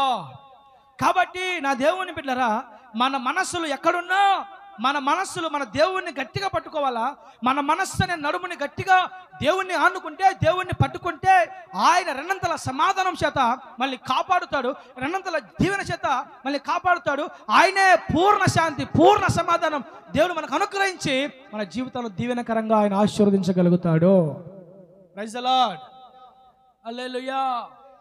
దేవుని బిడ్డలారా అనేక సందర్భాల్లో మన మనస్సులు, అనేక సందర్భాల్లో మన బ్రతుకులు, అనేక సందర్భాల్లో మన స్థితిగతులు, అనేక సందర్భాల్లో మన మనసులు మనం అనుభవిస్తున్న సమస్యల మీద, మనం అనుభవిస్తున్న రోగాల మీద, మనం అనుభవిస్తున్న బాధల మీద, మనం అనుభవిస్తున్న అప్పుల మీద, మనం అనుభవిస్తున్న శోధనల మీద, మనం అనుభవిస్తున్న మరి వ్యతిరేకమైన స్థితి మీద, చాలా సందర్భాల్లో మన మనస్సు ఉంటుంది.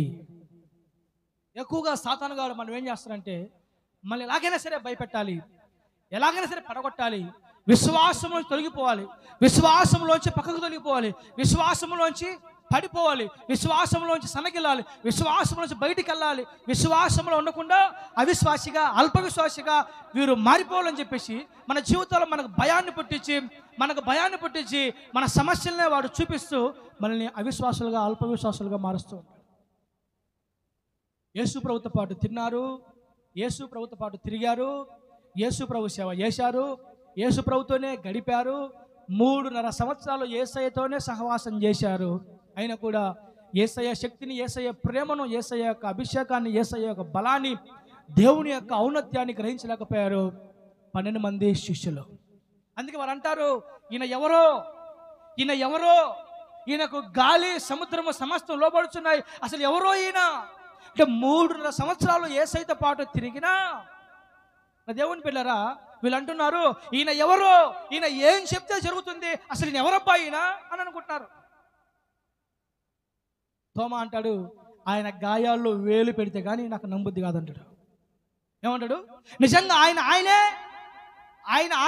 కాదు, మరి ఆయన గాయాల్లో వేలు పెడితే కానీ నాకు నమ్ముద్ది కాదు. ఏమైపోయారు? అల్పవిశ్వాసులుగా మారిపోయారు, వీరు అవిశ్వాసులుగా మారిపోయారు. పేతురు అంటాడు, ప్రభువా నిజంగా నీవేనా?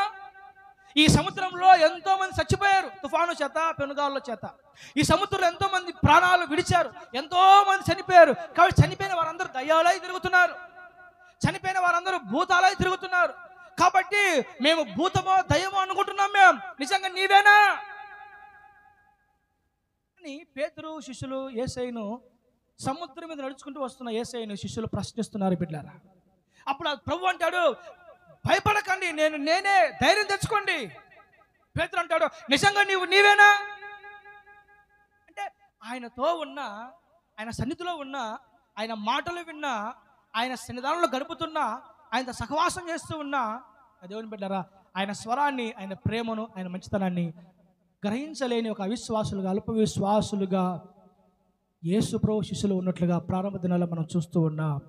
అనేకులు నా దేవుని నేటి దినాల్లో అలాగే అవిశ్వాసులుగా, అల్పవిశ్వాసులుగా, విశ్వాసములో బలహీనులుగా, విశ్వాసములో శక్తిహీనులుగా చాలా మంది వారి భక్తి జీవితాన్ని కట్టుకుంటూ చాలా మంది విశ్వాసంలో బలహీనులుగా మరి ఉంటున్నారు. కాబట్టి దేవుని బిడ్డారా, మరి ఎవరు ఆ ఎక్కడ లేని ఆలోచనలు, డౌట్లు అన్నీ కూడా ప్రజలకు వస్తూ ఉంటాయి.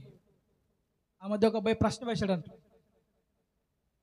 మరి పండు తింటే దేవుడు పడిపోతామని తెలుసు, పండు తింటే శాపం వస్తే తెలుసు, పండు తింటే ఇలా జరగద్ది అని తెలుసు కదా, అంటప్పుడు దేవుడు ఎందుకు ఆ పండు పెట్టాలా? అసలు ఆ పండే లేకుండా చేయొచ్చు కదా దేవుడు. మంచి చెడ్డల తెలివినిచ్చే పండు తింటే మీకు మరణం వస్తుందని దేవుడు చెప్తుండే, అలాంటప్పుడు అసలు ఆ పండే పెట్టకుండా ఏ బాధ ఉండేది కాదు కదా. ఆ పండు పెట్టకుండా ఉంటే హవ్వ పండుని సర్పం మోసం చేసేది కాదు, హవ్వ పండు తినేది కాదు, సర్పం మోసం చేసేది కాదు, హవ్వ పండు తినేది కాదు, ఆఖరి మరణం వచ్చేది కాదు. దేవునికి అన్ని తెలుసు కదా. దేవునికి వారు తింటారేమో, తిని చస్తారేమో, తిని పాడైపోతారేమో, కాబట్టి దేవుని తెలుసు కదా. మరి దేవుడు ఎందుకు ఆ పండు అక్కడ పుట్టించాలి? దేవుడికి అన్ని తెలుసు కదా. మరి ఎందుకు దేవుడు ఆ తెలివినిచ్చే మంచి చెడ్డల చెట్టును దేవుడు ఎందుకు పుట్టించాలి? అసలు ఆ పండు లేకుండా దేవుడు చేయొచ్చు కదా, ఎందుకు చేశాడట ఆయన అని ప్రశ్న వేశాడు.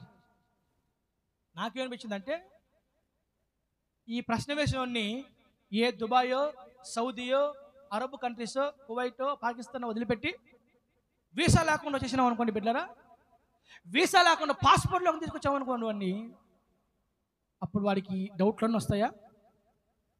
డౌట్ రావు, ఒకటే బాధ, యేసయ్యా మమ్మల్ని ఇండియా తీసుకుపోయిన ఆయన, యేసయ్యా మమ్మల్ని కాపాడు, దేవా నన్ను కాపాడు, దేవా నన్ను కాపాడు.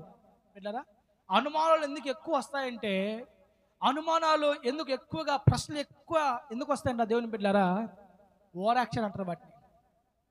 మీరు గమనించండి, మనిషి బాధల్లో ఉన్నప్పుడు, కష్టాల్లో ఉన్నప్పుడు వెటకారాలు ఉండవు మనిషి కాడ. మనిషి ఎంత ఎక్కువ బాధలు, ఎంత ఎక్కువ శ్రమలు, ఎంత ఎక్కువ శోధనలు, కష్టాలు ఉంటే అతని కాడ వెటకారాలు, జోకులు, తమాషాలు ఉండవు. ఇంకా ఇంకేముంటాయి? ఎలాగైనా సరే కాపాడబడాలి, ఎలాగైనా సరే దీవించబడాలి, ఎలాగైనా సరే తప్పించబడాలి, ఎలాగైనా సరే దేవుని దగ్గర నుంచి కార్యం మేము చూడాలి. నేనేమంటా అంటే మన జీవితంలో మరి ఆ విశ్వాసం, దేవుని మీద నమ్మకం, దేవుని మీద ఆత్మీయ ఆ ఎదుగుదల తగ్గిపోకుండా, సన్నగిల్లకుండా కాపాడుకునే బాధ్యత మంది. ఆయన అన్నాడు కదా, నేను రెండవ రాకల్లో మరలా వస్తాను, వచ్చేసరికి అసలు విశ్వాసం గల వారు ఉంటారో ఉండరో. ముందు నుంచే యేసుక్రీస్తు ప్రభు ఒక హెచ్చరిక, వార్నింగ్ బెల్ ఇస్తున్నాడు. కాబట్టి నా దేవుని బిడ్డలారా, మన విశ్వాసంలో బలహీనులుగా కాకుండా బలవంతులుగా ఉందముగాక. అబ్రహాం గురించి రాయబడింది, అతని విశ్వాసమందు బలహీనుడు కాక వాగ్దానం చేసిన దేవుడు నమ్మదగిన దేవుడిని విశ్వసించి విశ్వాసం ద్వారా బలమును పొందుకొనెను. మన మూల పురుషుడైన, మన మూల పితరుడైన అబ్రహాం గురించి మాట రాయబడింది. అతని విశ్వాసమందు బలహీనుడు కాలేదంటే అతని విశ్వాసమందు బలహీనుడు కాక వాగ్దానం చేసిన దేవుడు, ప్రవచనాన్ని ఇచ్చిన దేవుడు నెరవేర్చుటకు శక్తిగల దేవుడని విశ్వసించి ఆ విశ్వాసాన్ని బట్టి అతను బలాన్ని పొందుకొనెను. దేవుని బిడ్డలారా, మనకున్న రోగం వైపే చూసామనుకోండి, 24 గంటలు ఆ రోగం చూసామనుకోండి, ఖచ్చితంగా బలహీన పడతాం. 24 గంటలు ఆ షుగర్ వైపు చూసామనుకోండి, అధైర్యపడతాం. 24 గంటలు ఆ బీపీ వైపు చూసామనుకోండి, బలహీన పడతాం. 24 గంటలు మరి గ్యాస్ ప్రాబ్లం, గ్యాస్ ఇలాంటి మాట్లాడమనుకోండి, అధైర్యపడతాం, ఖచ్చితంగా బలహీన పడతాం. 24 గంటలు సమస్యలు, బాధలో కష్టాలు అనుకుంటున్నాం అనుకోండి, తెలియకుండా మన మనసు దిగజారిపోతుంది.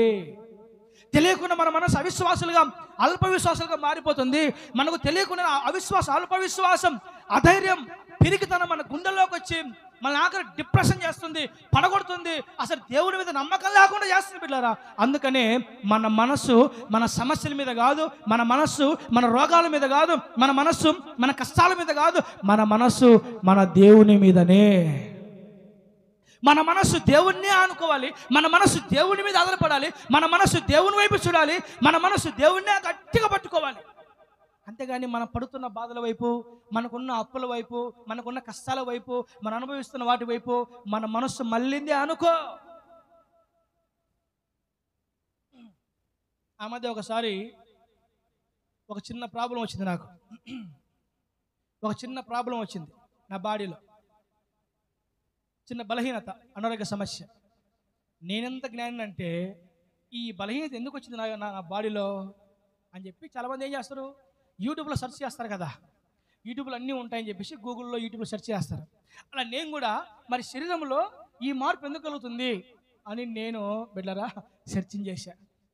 చూసుకో, వాడు చెప్పాడు, వాడు ఇచ్చాడు, ఇదిగో ఈ ప్రాబ్లం ఉంటే శరీరంలో ఇలాంటి మార్పు ఉంటుంది, ఈ ప్రాబ్లం ఉంటే శరీరంలో ఇలాంటి సమస్య తలెత్తుంది, ఇదిగో ఈ జబ్బు, ఈ రోగం ఉంటే, ఈ భయంకర డిసీజ్ ఉంటే మరి బాడీలో ఇలాంటి మార్పు కనిపిస్తుంది అని చదివాను. ఇంకా చూసుకున్న భయం అంతింత కాదు, ఇంకా పోయేమో అంటే ఈ లక్షణము ఈ జబ్బుకి సూచనంట, ఈ లక్షణము ఈ జబ్బుకి సంకేతం అంట, సూచన అంట. ఇదిగో ఈ బాడీలో ఈ మార్పు ఎందుకు కలుగుతుంది, ఇదిగో బాడీలో ఇది ప్రాబ్లం అయిందంట, అందువల్లే ఇది అని ఆ యూట్యూబ్లో చూసిన తర్వాత నాకు అనిపించింది, ప్రభువా బుద్ధి ఉంటే ఇంకెప్పుడు యూట్యూబ్లో అటు సెర్చ్ చేయండి. నేను మనకున్న బలహీనత ఏంటంటే బిడ్డరా, నోట్లో గుళ్ళలు వచ్చాయనుకోండి, నోటి మీద గుళ్ళలు ఎందుకు వచ్చాయి, కడుపు ఉబ్బరంగా ఉందనుకోండి, కడుపు ఎందుకు ఉబ్బరంగా ఉంది, కాళ్ళు మోకాళ్ళ నొప్పులు వచ్చాయనుకోండి బిడ్డరా, మరి మోకాళ్ళ నొప్పులు ఎందుకు వచ్చాయి అని టైప్ చేసామనుకోండి, వాళ్ళు అంటాడు యూట్యూబ్ వాడు, ఏం చెప్తాడు వాడు, మీ మోకాళ్ళు గుజ్జరిగిపోయింది, మీ మోకాళ్ళు బలహీన పడిపోయినాయి, మీ ఎముకలు విరిగిపోయే స్టేజ్లో ఉన్నాయి, ఇంక అయిపోయింది ఇంకా అంటాడు వాడు. దేవుని బిడ్డలారా, అందుకనే పొర్రపాటున కూడా మనకు ఆరోగ్యాలు బాగలేనప్పుడు, చిన్న సమస్యలప్పుడు అసలు యూట్యూబ్ ఓపెన్ చేయబాకండి, పొర్రపాటున చూడొద్దు. అట్లా చూసి చాలా భయపడిపోయే సందర్భాలు చాలా ఉన్నాయి. నేను ఏదైనా మరి కడుపు ఎందుకు కాస్త గట్టిగా ఉంది టైప్ చేసామనుకోండి, ఇదిగో నీ కడుపులో నీ పేగు ఇబ్బంది అయిపోయింది, నీ పేగు చాలా బాగా ఇబ్బంది అయిపోయింది, అందువల్ల నీకు ఇలా రకరకాలుగా మనకున్న సమస్యలను బట్టి, మనకున్న బాధలను బట్టి, మనకున్న సిచ్యువేషన్ బట్టి, ఒకవేళ మనం కానీ ఆ యూట్యూబ్ల మీదనో, గూగుల్ మీదనో, మనుషుల మీదనో, దేని మీదనో ఆధారపడ్డాం అనుకోండి, ఆ దేవుని బిడ్డలారా పొర్రపాటును కూడా మన విశ్వాసంగా ఉండలేము, ఇంకా సన్నగిలుతాం, బలహీనపడతాం, తొట్టిల్లిపోతాం. అందుకే వాక్యం చెబుతుంది, ఎవని మనస్సు నీ మీద అనుకొనునో వాడిని పూర్ణ శాంతి గలవానిగా కాపాడుతావు. హల్లెలూయా. నా దేవుని బిడ్డలారా, నా యొక్క ప్రభువు నా మనసులో పెట్టే మాట ఏంటంటే, పూర్ణ శాంతి గలవారిగా, పూర్ణ సమాధానం గలవారిగా, పూర్ణ ఆత్మ గలవారిగా, పూర్ణ సంతోషం గలవారిగా ఆయన మనల్ని కాపాడుతాడు. ఇది నా ధైర్యం, ఇది నా విశ్వాసం, ఇది నా నమ్మకం.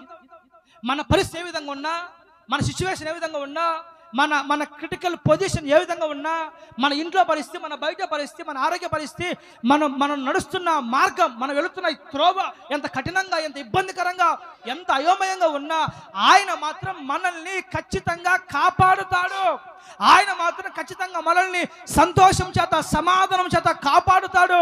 ఆయన మనకి మనశ్శాంతినిస్తాడు, ఆయన మనకి నెమ్మదినిస్తాడు, ఆయన మనకి పరిపూర్ణమైన సంతృప్తి ఆయన మనకిచ్చి మనల్ని కాపాడుకుంటాడు. మనల్ని కాపాడుకునే బాధ్యత మనం ఆరాధించే దేవునిదే. మనల్ని పోషించే బాధ్యత మనం నమ్ముకున్న మన దేవునిదే. మనల్ని తప్పించి, రక్షించి, కాపాడి, పోషించి, కృపనిచ్చి, మనకు ఆహారం ఇచ్చి, ఆరోగ్యం ఇచ్చి, వస్త్రాలను ఇచ్చి, మనం వెళుతున్న ప్రతి మార్గంలో మనకు తోడయిండి మనల్ని కాపాడుకోవాల్సిన బాధ్యత దేవుందే. దేవుందే. మన ఊరి దగ్గర మా వినోద్ నాకు ఒక సలహా ఇచ్చాడు. ఏం సలహా ఇచ్చాడంటే, మరి నెల్లూరులో మన స్థలం తీసుకున్నాం కదా బాబా, మరి అమౌంట్ కట్టలేదు కదా, కొంత అమౌంట్ కట్టే, కొంత అమౌంట్ కట్టాలి కదా, కాబట్టి పని చేద్దాం, కాబట్టి పని చేద్దాం అన్నాడు. ఏం చేద్దాం రా అంటే, నెల్లూరు సంఘస్థులు 10 కుటుంబాలు వేసుకున్నా, బేదంచెర్ల సంఘస్థులు 10 కుటుంబాలు వేసుకున్నా, దేవనగర్ సంఘస్థులు ఒక 5 కుటుంబాలు వేసుకున్నా, ఈ 25-30 కుటుంబాలని కుటుంబం చొప్పున 10,000 అడదాం బాబా. ఏంటంట, కుటుంబం చొప్పున ఒక 10,000 అడదాం. అప్పుడు ఇంచుమించుగా ఒక కుటుంబం 10,000 పడిచింది అనుకోండి, ఖచ్చితంగా మనం స్థలానికి పరిపూర్ణంగా మనం కంట్రోల్ చేసుకుంటాం బాబా. నువ్వెటు చెప్పలేవు కదా, కాన్ఫరెన్స్ కాల్ అయినా నేనే చెప్తాను, లేకపోతే బేదంచెర్ల దేవనగర్లో నేనే మాట్లాడతాను, లేదా అవసరమైతే ఒక పూట నెల్లూరుకి వచ్చి నేనే మాట చెప్తాను బాబా. ఎందుకంటే కుటుంబానికి 10,000 వేసుకుంటే ఈజీగా అయిపోద్ది బాబా. నా మాట నువ్వెటు ఇలాంటి మాట చెప్పలేవు, నేను చెప్పగలుగుతా అన్నాడు వినోద్. నేనేమన్నానంటే, నిజమే వినోద్, కరెక్టే. ఎందుకంటే ఆ భారం భరించాల్సిన బాధ్యత సంఘస్థుల మీద ఖచ్చితంగా ఉంది. ఆ భారం వేసుకోవాల్సిన బాధ్యత ఖచ్చితంగా సంఘస్థులదే. ఎందుకంటే మనం ఎలాంటి సంస్థల్లో కానీ, ఎలాంటి వేరే ఇతరత్ర వాటిలో మనం లేం. కేవలం విశ్వాసులు ఇస్తే తినాలి, విశ్వాసులు ఇస్తే బ్రతకాలి, విశ్వాసులు ఇస్తే కట్టుకోవాలి. కంప్లీట్గా ఒక విశ్వాసం మీద మనం బ్రతుకుతున్నాం కాబట్టి కంప్లీట్గా మరి సంఘ బరువు బాధ్యత చూసుకోవాల్సిన ఖచ్చితంగా విశ్వాసులదే. అది కరెక్టే, నువ్వు చెప్పింది వాస్తవమే. అయితే నా మనసు ఎలాంటిదంటే ఆయన అనుకుంటే ముక్కు మొహం తెలియని వారు ఎవరో వచ్చి రాత్రికి రాత్రే మందిరం కట్టేసి వెళ్ళిపోయింటారు. ఇది నా యొక్క విశ్వాసం. ఆయన అనుకోవాలి, ఆయన మైండ్లో థాట్, ఇదిగో మా వాడు మరి చాలా దిగులు పడుతున్నాడు, చాలా ఆలోచిస్తున్నాడు, చాలా ప్రయాసపడుతున్నాడు, వాడికి ఒక మందిరం ఇవ్వాలి, ఆయన తలంపు వచ్చిందనుకో, ముక్కు మొహం తెలియని వారు ఎవరో వచ్చి మందిరం కట్టేసి వెళ్ళిపోతారు వినోద్. అది మన విశ్వాసం. కాబట్టి పొర్రపాటును కూడా మన పని చేయకూడదురా, పొరపాటు మనం అలా తెలియపరచకూడదు, అలా చేయకూడదు కూడా మనం. ఎందుకంటే ఆయన తెలుసు కదా, సంఘం అయింది, పరిచర్య అయింది, విశ్వాసులు అయిన వారు. మనదేముంది, మనమంతా జీతకాలం, మనమంతా కాపరులం మనం. కాబట్టి మనం పనిచేసే వాళ్ళమే కానీ సంఘము, బరువు, బాధ్యత, స్థలము, మందిరాలు, ఆత్మలు అదంతా ఆయన చూసుకునే బాధ్యత. అది ఆయన బాధ్యత, మంది కాదు. అసలు బాధ్యత కాపాడుకునే బాధ్యత మన సెక్షన్ కాదు, అది ఆయనది. మందిరం కట్టించాల్సిన బాధ్యత మన సెక్షన్ కాదు, అది ఆయనది. స్థలం కొనాల్సిన బాధ్యత అది మన సెక్షన్ కాదు, అది ఆయనది. కాబట్టి ఆయన అనుకుంటే రాత్రికి రాత్రే పూర్తయిపోతాయి అని చెప్పి వినోద్. నేను ఈ మాట ఏమంటే చెప్పాను, ఇంచుమించు 7 సంవత్సరాల నుంచి బేదంచెర్ల మందిరంలో ప్లాస్టింగ్ లేదు. వెళ్ళారా? బేదంచెర్ల మందిరంలో ప్లాస్టింగ్ లేదు. కేవలం ఒక మండి గోడల మధ్యనే మనము ఆరాధన జరిపిస్తున్నాం బేదంచెర్ల చర్చిలో. ఈ మాట చెప్పిన పక్క రోజే మరి కర్నూలు నుంచి ఒక బిడ్డ ఫోన్ చేసి, బేదంచెర్ల మందిరానికి ప్లాస్టింగ్ అవ్వడానికి ఖర్చు నేను పెట్టుకుంటాను, సంఘం అంతా, ఆ మందిరం అంతా ప్లాస్టింగ్ చేయించండి అని ఒక బిడ్డ ఫోన్ చేసింది నాకు. నేను అడిగానా, బేదంచెర్ల మందిరం ప్లాస్టింగ్ కావాలి, మరి కాస్త తలా ఇంత ఏంటమ్మా నేను అడిగానా? ఇప్పుడు నేను చెప్పానా? నేనేమైనా చెప్పానా? చాలా 7 ఏళ్ళ నుంచి మణుగోళ్ళతో ఉంది, ప్లాస్టింగ్ లేదు, ఏమైనా చేయండి సాయం, చెయ్యూత ఏదైనా అని అడిగానా? చెప్పానా? వాళ్ళతో మాట్లాడానా? లేదు. వాళ్ళకి మనకు పరిచయాలు చాలా తక్కువే, పెద్దగా ఏమి లేదు. కానీ వాళ్ళే అన్నారు, బేదంచెర్ల మందిరానికి కావలసిన ప్లాస్టింగ్ అంతా మేము ఇస్తాం, అది మా బాధ్యత, మీరు నెక్స్ట్ వీకే స్టార్ట్ చేయండి, మందిరానికి ప్లాస్టింగ్ ఇప్పించేయండి అని. అది ఆయన చేస్తే నా దేవుని బిడ్డలారా అలా ఉండాలి. అంటే ఇప్పుడు మనం ఎందుకు తగ్గుతాం చెప్పండి? మనం ఎందుకు డల్ అవుతాం? మనం ఎందుకు మనిషి మీద రాజీ పడతాం? మనం ఎందుకు మనిషి దగ్గర దేహి అంటాం? మనం ఎందుకు మనిషి దగ్గర దిగజారుతాం? ఇట్లాగే ఉంటాం మనం. ఆయన బాధ్యత, ఆయన ఏమైనా చేయగలడు. గట్టిగా చెప్పలు కూడా దేవుని మహిమపడదాం. హల్లెలూయా. ఆయన ఏమైనా చేయగలడు. ఎవరో భక్తులు పాట రాశాడు, ఏమైనా చేయగలుగుతాడు, అవసరమైతే కథ మొత్తం మార్చగలుగుతాడని. Wonderful thought. కాబట్టి నా దేవుని బిడ్డలారా, మనము మన జీవితాల్లో మన పరిస్థితుల మీద, మన సమస్యల మీద, మన బాధల మీద, మన కష్టాల మీద మన మనస్సు పెట్టుకోవద్దు. మన మనస్సు పొరపాటు వాటి మీదకి మళ్లించవద్దు. ఒకవేళ మరి ఆరోగ్యం బాగాలేకపోయినా, మనసే బాగాలేకపోయినా, పరిస్థితి బాగాలేకపోయినా, ఇంట్లో స్థితిగతులే బాగాలేకపోయినా, ఆర్థిక పరిస్థితి దిగజారిపోయినా 24 గంటలు వాటి గురించి మనం ఆలోచించినాం అనుకోండి, ఖచ్చితంగా మనం అవిశ్వాసాలు, అల్ప విశ్వాసాలు అయిపోతాం బిడ్డలారా. కాబట్టి బైబిల్ చెప్తుంది, మన మనస్సు మన దేవుని మీద ఆనుకొనును గాక. మన మనస్సు మన దేవుణ్ణి గట్టిగా హత్తుకొనును గాక. మన మనస్సు మన దేవుని మీదనే హత్తుకోవాలి. మోషే అంటాడు ఇజ్రాయెల్తో, ఇజ్రాయెల్లో 12 మంది పెద్దలను పిలిపించి, దేవుని బిడ్డలారా, ఈ 12 మంది పెద్దల్ని దేవుడు మనకి ఇస్తా అని చెప్పిన వాగ్దాన దేశం, కానాను దేశం ముందు మీరు వెళ్ళి చూసిరండి. ఫస్ట్ 20 లక్షల మంది ప్రజలు ఒకేసారి వస్తే బాగోదు కదా. కానీ ముందు మీరు వెళ్ళి ముందు చూసిరండి. ఆ దేశం ఎట్టుందో, దాని వాతావరణం ఏంటో, ఆ పర్వతాలు ఎలా ఉన్నాయి, మనుషులు ఏ విధంగా ఉన్నారో, అక్కడ ఫలాలు ఏ విధంగా ఉన్నాయి, చెట్లు ఏ విధంగా ఉన్నాయి, ముందు టోటల్గా ఆ దేశం యొక్క వివరణ మీరు ఎంక్వైరీ కనుక్కోరండి అని మోషే 12 మందిని కానాను దేశానికి వేగు చూడడానికి, ఎంక్వైరీ చేయడానికి రహస్యంగా పంపిస్తాడు. పెట్టారు. పంపించిన తర్వాత ఈ 12 మంది ఇశ్రాయేలీయులు కానానులోకి వెళ్తారు. రేపండుగ 12 మంది ఇశ్రాయేలీయులు కానానులోకి వెళ్తారు. వెళ్ళి ఆ కానానులో ఉన్న ప్రజలని, కానానులో ఉన్న ప్రజలని, కానానులో ఉన్న మనుషులని, కానానులో ఉన్న పర్వతాలని, కానానులో ఉన్న ఇళ్ళని, కానానులో ఉన్న ఆ ఫలాలని చుట్టూ మొత్తం గమనిస్తారు. ఆ మనుషులు ఏ విధంగా ఉన్నారు అది కూడా గమనిస్తారు. గమనించి ఈ 12 మంది మరలా ప్రయాణం చేసుకుంటూ మోషే అరణ్యంలో ఉంటే అక్కడికి వస్తారు వీళ్ళందరూ.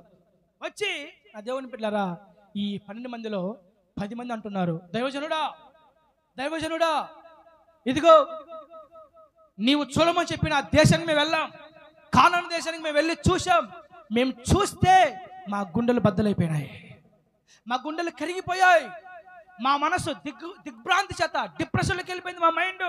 ఇంతకు ఏమైందిరా, ఏ విధంగా ఉంది ఆ దేశము అని మోషే అంటే, ఈ 10 మంది అంటారు, వామ్మో ఆ ప్రజలు రాక్షస జనములు, వారు ఉన్నతమైన దేహం గల వారు, రాక్షస జనాభా అది, వారు చాలా బలము గల ప్రజలు, బలము గల మనుషులు. మేము పోయినప్పుడు వారితో మమ్మల్ని పోల్చుకుంటే మేమేమో మిడతల్లా ఉన్నాం. ఎలా ఉన్నామంట? మేమేమో మిడతల్లా ఉన్నాం, వాళ్ళేమో ఆశానుభావులు, రాక్షసుల్లాగా ఉన్నారు.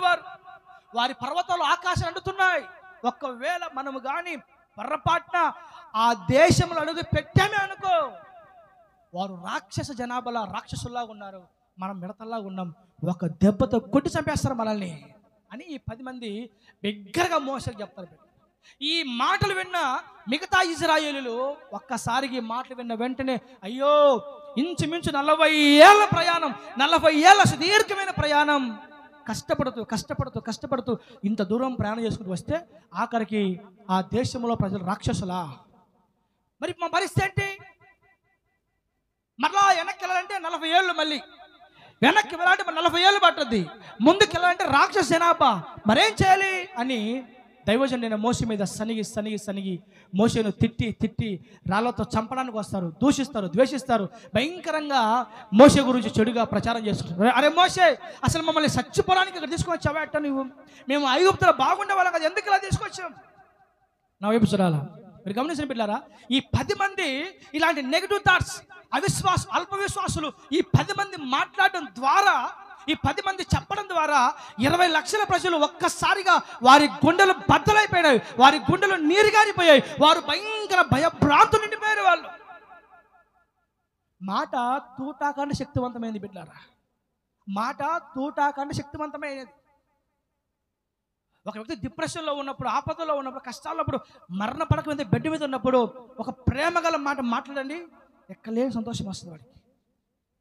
కురంగదీయండి, నా దేవుని పిల్లరా, ఈ మాట మనిషిని చంపేస్తుంది అంతే. ఈ 10 మంది మాట్లాడిన మాటల ద్వారా 20 లక్షల మంది ప్రజలు భయభ్రాంతులైపోతారు, అవిశ్వాసులుగా, అల్ప విశ్వాసులుగా మారిపోతారు వీళ్ళు. అయ్యో మోషే, అనవసరంగా మమ్మల్ని ఇక్కడ తీసుకుని వచ్చావా, మేము ఐగుప్తులు అంటే బాగుండేది కదా, ఇప్పుడు మా పరిస్థితి ఏంటి? దేవుని పిల్లలు మీరు గమనించండి. అందుకనే అవిశ్వాస మాటలు కానీ, అవిశ్వాస తలంపులు కానీ, అవిశ్వాస ఆలోచనలు కానీ, అపనమ్మక మాటలు, అపనమ్మక తలంపులు, అపనమ్మకపు చేష్టలు మన జీవితంలో ఎక్కడ కనపడకూడదు. మన చేతనైతే మనము సమాధాన వాక్కులే పలుకుదుము గాక. హల్లెలూయా, ప్రైజ్ ది లార్డ్.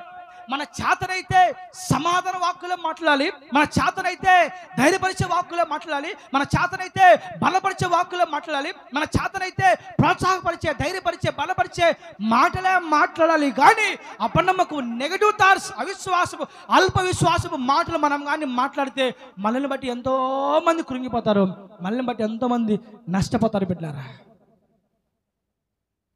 ఈ 10 మంది చెప్పిన చెడ్డ సమాచారాన్ని బట్టి, ఈ 10 మంది చెప్పిన ఈ చెడ్డ అవిశ్వాస మాటలు బట్టి 20 లక్షల మంది కుప్పగోలిపోయారంటే. 40 ఏళ్ళు ప్రయాణం చేసి ఎందుకోసమా?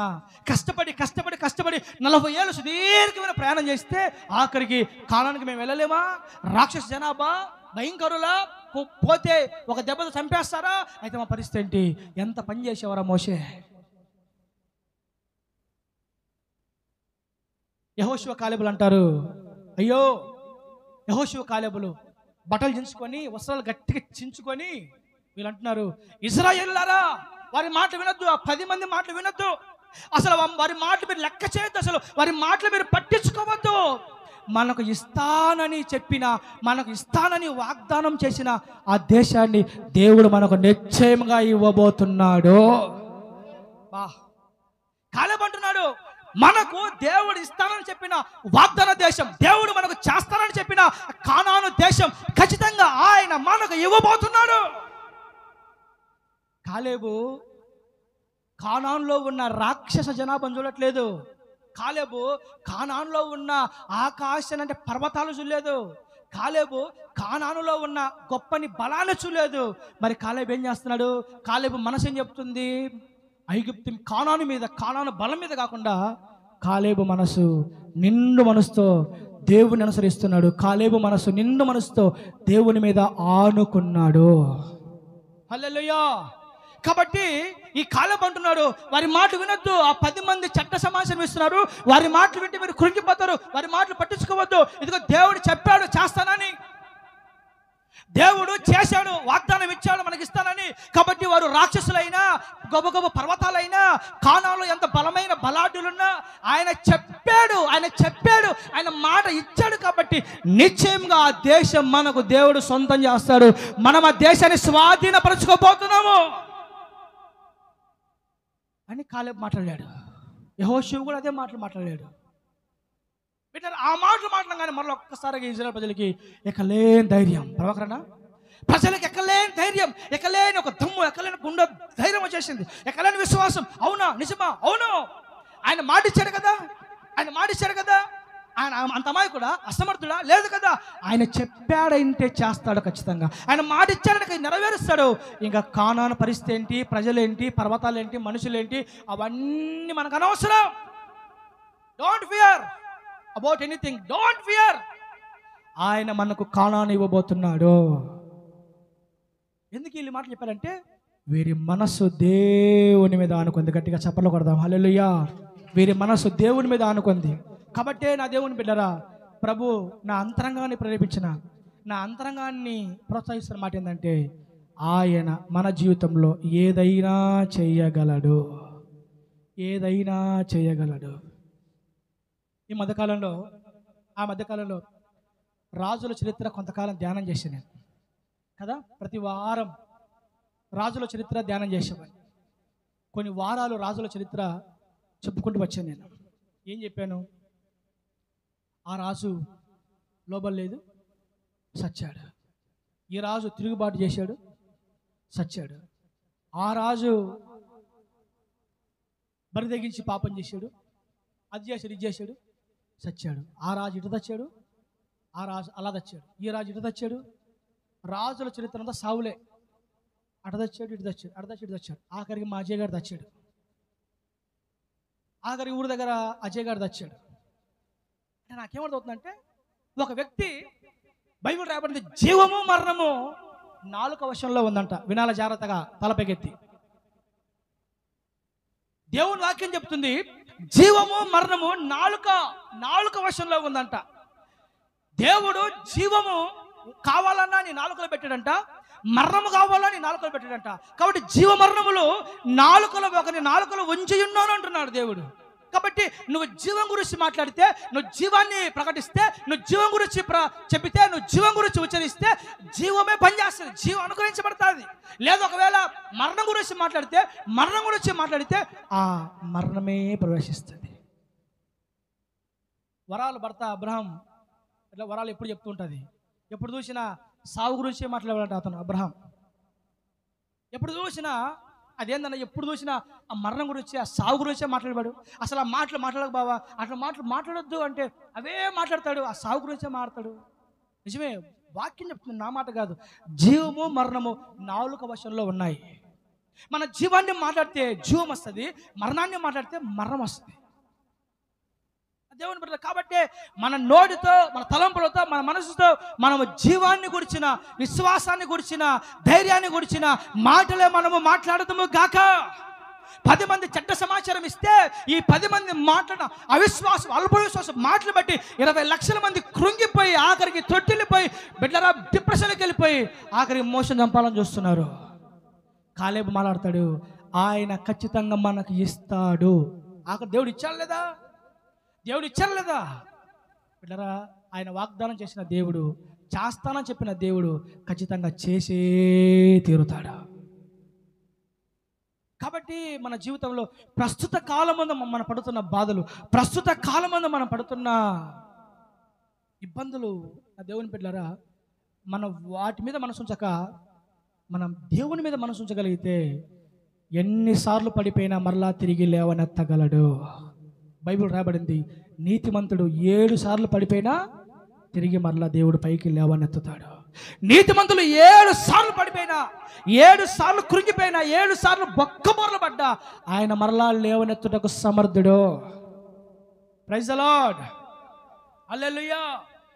కాబట్టి నా దేవుని బిడ్డలారా, మన మనసు మన స్థితిగతుల మీద, మన మనసు మన కష్టాల మీద, మన మనసు మన రోగాల మీద, మన మనసు మన బాధల మీద, మన మనసు మన అప్పుల మీద, మన మనసు మన సమస్యల మీద ఉంచక మన మనసు దేవునిని ఆనుకొనును గాక, మన మనసు దేవుణ్ణి గట్టిగా హత్తుకొనును గాక, మన మనసు దేవుని మీద పరిపూర్ణంగా ఆధారపడును గాక.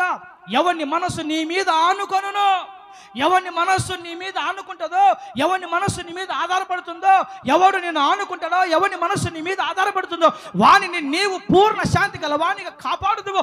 ఎందుకంటే వాడు నీ యందు విశ్వాసం ఉంచి ఉన్నాడు. ఎవడు విశ్వాసం గలవాడంటే వాడి మనస్సును ఆయన మీద ఉంచుకున్నాడు.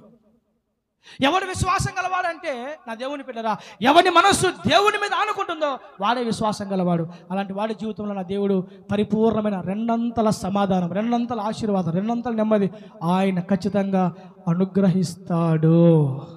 ప్రైజ్ ది లార్డ్, హల్లెలూయా. కాబట్టి నా దేవుని బిడ్డరా, నేను ఈ మాటలు ముగిచేస్తాను. ఇంకా నేను ఈ మాటలు ముగిచేస్తున్నాను. మన మనసు మన దేవుని మీద కాకుండా ఇంకా దేని వైపు చూసినా కూడా మనం కృంగిపోతాం, అధైర్యపడతాం, భయపడతాం, సమస్యలుతాం, డిప్రెషన్లోకి వెళ్ళిపోతాం ఆఖరికి. కాబట్టి మన మనస్సు మన దేవుని మీద, దేవుని కార్యాల మీద, దేవుని శక్తి మీద, దేవుని వాగ్దానాల మీద మన మనసు గట్టిగా ఉందనుకోండి, మనం కృంగిపోం, అధైర్యపడం. ఒకవేళ ప్రస్తుత కాలం కింద మీద పడుతూ లేవలేక పడుతూ మరి ఒక భయంకరమైన ఒక అట్టడుగు స్థాయిలోకి మనం దిగజారిపోయినా ఒక సమయం వస్తుంది మనకి, ఒక టైం వస్తుంది మనకి. ఆ సమయం, ఆ టైం వచ్చినప్పుడు ఆయన మనల్ని జ్ఞాపకం చేసుకుంటాడు.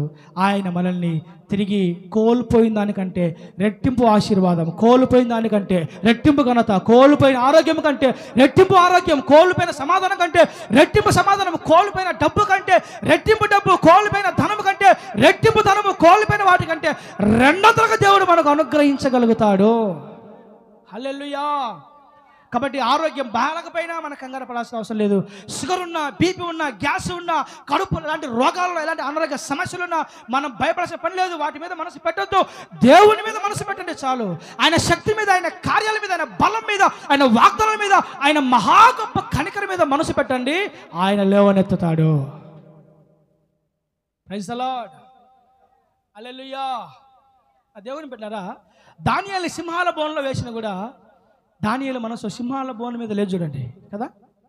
దానియేలు సింహాల బోన్లో వేసిన దానియేలు మనసు సింహాల బోన్ మీద లేదు. మరి ఎక్కడుంది? మోకరించి ప్రార్థన చేస్తున్నాడు. మోకరించి 3 సార్లు ప్రతిరోజు దానియేలు దేవునితో ఆరాధన చేస్తున్నాడు, ప్రార్థన చేస్తూ. అంటే దానియేలు నువ్వు ఎక్కడున్నావు? నువ్వు యేసు రూములో ఉన్నావా? దానియేలు నువ్వు ఎక్కడున్నావు? యేసు రూములో ఉన్నావు అనుకుంటున్నావా? లేదా చర్చిలో మందిరంలో ఉన్నావు అనుకుంటున్నావా? లేకపోతే ఇంట్లో ఉన్నావు అనుకుంటున్నావా? లేకపోతే అంతఃపురంలో ఉన్నావు అనుకుంటున్నావు? యారు ఉంటావు అనుకున్నావు?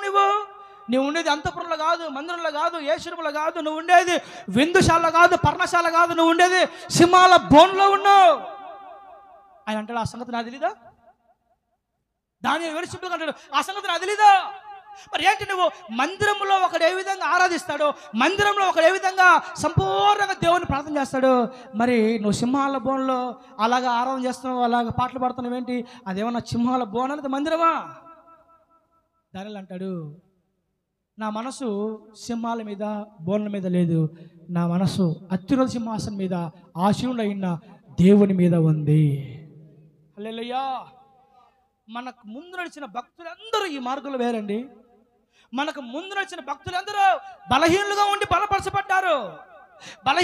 బలపరచబడ్డారు, అనారోగ్యవంతులుగా ఉండి ఆరోగ్యవంతులుగా దీవించబడ్డారు, దరిద్రులుగా ఉండి లేవనెత్తబడ్డారు. పెంట కుప్పల మీద నుండి దీనులను, దరిద్రులను ఆయన లేవనెత్తువాడు. ఆయన బీదలను, పెంట కుప్పల మీద ఉండే దరిద్రులను, నా దేవుని బిడ్డరా, మరి దారిద్రపు స్థితి గల వారిని ఆయన లేవనెత్తాడు, ఉన్నతమైన శిఖరం మీద నిలబెట్టాడు. ఆయన ఎంతోమంది భక్తులు, ఎంతోమంది పితరులు, ఎంతోమంది పూర్వీకులు అట్టడు స్థాయికి దిగజారిపోయిన భయంకరమైన గాఢాంధకారపు లోయల వారు వెళ్ళినా వారి మనస్సు వారి దేవుణ్ణి ఆనుకుంది కాబట్టి ఆఖరికి వారు విజయం సాధించారు, విజయాన్ని చూశారు, అత్యున్నతంగా వారు జయాన్ని పొందారు బిడ్డలారా. కాబట్టి మన మనస్సు ఎల్లవేళలా మన దేవుణ్ణి ఆనుకొనుగాక. Praise the Lord. హల్లెలూయా. శద్రకు, మేషకు, అబేద్నెగోలని అగ్నిగుండంలో వేస్తే వారి మనసు దేని మీద ఉంది? అగ్నిగుండం మీద లేదు. మరి దేని మీద ఉంది? అగ్నిగుండము కంటే గొప్పవారైన దహించు అగ్ని అయిన యేసయ్య మీద ఉంది. శద్రకు, మేషకు, అబేద్నెగోలను అగ్నిగుండంలో వేస్తే వారి మనసు అగ్నిగుండం మీద లేదు. వారు ప్రశాంతంగా అటు ఇటు నడుస్తున్నారంట. అటు ఇటు నడుస్తున్నారు వారు. ఈ రాజుకు నిద్ర పట్ల, ఇదేందిరా, నేను అగ్నిగుండంలో వేస్తే వాడేదో పూల మీద నడిచినట్టుగా అంత ప్రశాంతంగా నడుస్తున్నాడు ఏంటి? అసలు ఏమైంది? ఆయన మనం వేసింది 3 కదా. మనం వేసింది ఎంతమందిని? రే సైనికులారా, ఎంతమంది వేసారు? 4 3 రాజా, 3 మరి 4వ వాడు ఏంటి? మనం వేసింది 3, 4వ వాడు ఎవరు? అందులో ఆ 4వ వాడి రూపము దేవదూతల రూపాన్ని పోలి ఉంది. ఎవడు అసలు? ఆ 4వ వాడే నజరేయుడైన యేసు. గట్టిగా చప్పట్లు కొడదాం. హల్లెలూయా. ఆ 4వ వాడే పరాక్రమశాలైన యేసు. ఆ 4వ వాడే నా దేవుని బిడ్డలారా మనం ఆరాధించే నజరేయుడైన యేసు. బైబిల్ ఒక మాట రాయబడింది, వారి యావత్ బాధలో ఆయన బాధ నొందెను. వారి యావత్ బాధలో ఆయన బాధ నొందెను. అంటే మన బాధల్లో, మన కష్టాల్లో మనతో పాటు బాధపడుతుంటే వాక్యం చెప్తుంది. మనం బాధపడితే ఆయన కూడా మన బాధలో ఉంటాడంట.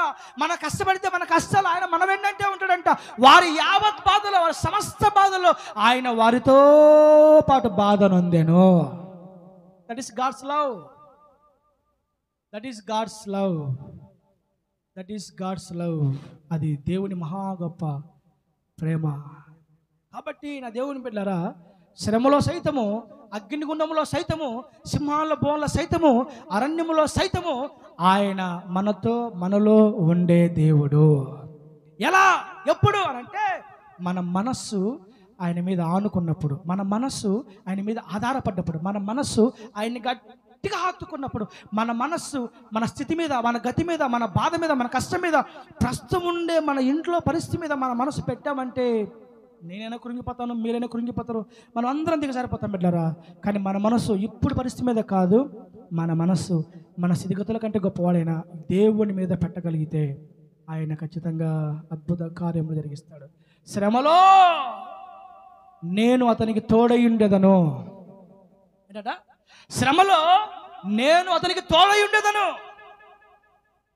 ఆ మాట చూడండి ఎంత విచిత్రంగా ఉందో. శ్రమలో తోడయుంటాడంట. నేను అంటాను ఒక మాట అడుగుదాం. ఏసయ్య, శ్రమలోనే ఎందుకు తోడై ఉండాలి నువ్వు? శ్రమలో తోడు ఉండకపోతే శ్రమ రాకుండా తోడై ఉండొచ్చు కదా. పాయింట కదా జాన్బాయ్? చెప్పురా, రైటర్ రాంగా?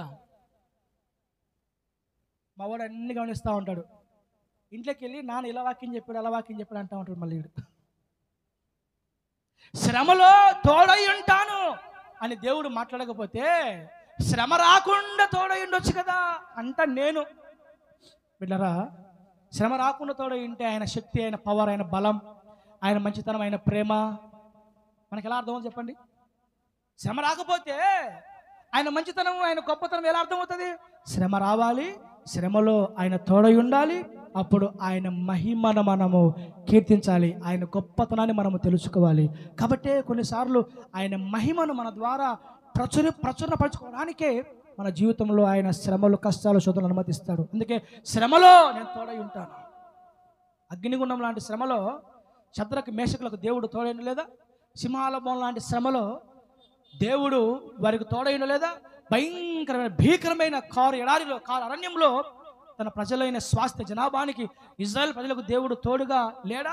తన భక్తులందరూ ముందు నడిచిన వారందరికీ, ఇరుకు మార్గంలో ఎంతమంది వెళుతున్నారో వారందరికీ దేవుడు తోడుగా లేడా? ఉన్నాడు. వారందరికీ తోడుగా ఉన్న దేవుడు మనకు కూడా ఉంటాడు. వారందరికీ సాయం చేసిన దేవుడు మనకు సాయం చేస్తాడు. వారందరినీ లేవనెత్తిన దేవుడు మనల్ని లేవనెత్తాడు.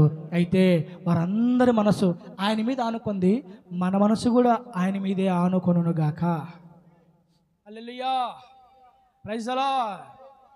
నిజంగా ఇందాక మనం పాట పాడాం, అబ్రహాము ఇస్సాకును బలి ఇచ్చిన ఆరాధన అంట. అబ్రహాము ఇస్సాకును బలి ఇచ్చిన ఆరాధన. ఆ ఆరాధన అర్థం ఏంటి? ఇప్పటికిప్పుడే నా కుమారుని పడుకోబెట్టి, కట్టెలు పేర్చి, బలిపీఠం కట్టి, చుట్టి, తలతో గట్టికి బంధించి, కత్తితో నా కుమారుని తెగ నరికి కాల్చి బూడిద చేసిన ఆ బూడిదలోంచి మరలా నా దేవుడు నా కుమారుని లేవనెత్తగలుగుతాడు. That is worship. That is faithful worship. విశ్వాస సంబంధమైన ఆరాధన అది. అందుకే అబ్రహాము ఇస్సాకును బలి ఇచ్చిన ఆరాధన అనే భక్తులు ఎవరో పాట రాశారు.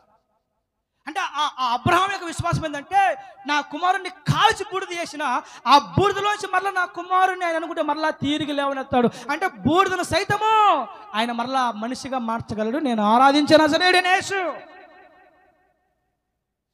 ఆ దేవుని పిల్లరా, దానియేలు సింహబోన్లో చేసిన ఆరాధన అన్నీ బాగుంటే అందరూ ఆరాధన చేస్తారు, దాని ఏముంది? అన్నీ బాగుంటే అందరూ ఆరాధన చేస్తారు, దాని ఏముంది? కానీ సింహాల బోన్లో కదా ఆరాధన చేయాలా, చెరసాల్లో కదా ఆరాధన చేయాలా, సంఖ్యలతో కదా ఆరాధన చేయాలి, కాళ్ళతో బంధించబడి కదా ఆరాధన చేయాలా, అప్పుల్లో కదా ఆరాధన చేయాలా, బాధల్లో కదా ఆరాధన చేయాలా, రోగాల్లో కదా ఆరాధన చేయాలా, కష్టాల్లో కదా ఆరాధన చేయాలా, ప్రతికూల పరిస్థితుల్లో, ఇరుకు మార్గంలో, ఇబ్బందులు కదా ఆరాధన చేయాలా. అన్ని బాగుంటే ఎవడేం చేస్తాడు ఆరాధన? అన్ని బాగుంటే ఎవడేం చేస్తాడు ఆరాధన? కానీ సింహబోన్లో ఆరాధన చేయాలా, అగ్నిగుండంలో ఆరాధన చేయాలా, చెరసాల్లో ఆరాధన చేయాలా. అలాంటి పవర్, ఆ మంట ఎట్లా వస్తుందంటే అది కేవలం దేవుని మీద ఆనుకున్న వారికే వస్తుంది. హల్లెలూయా, ప్రైజ్ ది లార్డ్. కాబట్టి నా దేవుని పిల్లరా, ఇలాంటి గొప్ప కార్యాలు మన జీవితంలో మన దేవుడు జరిగించాలి అంటే మన మనస్సు మన దేవుని మీద ఆనుకొనుగాక. ఎవని మనస్సు నీ మీద ఆనుకొనునో వానిని నీవు పూర్ణ శాంతి గల వానిగా కాపాడుదువు, ఏలైనగా వాడు నీ యందు విశ్వాసం ఉంచి ఉన్నాడు. ఇంతవరకు దేని మీద మన మనసు ఆనుకుందో? ఇక మీదట మన మనసు దేవునినే ఆనుకొనును గాక. మోకరిద్దాం, ప్రార్థన చేద్దాం. చేయండి, ప్రార్థన చేసి మోకరించి.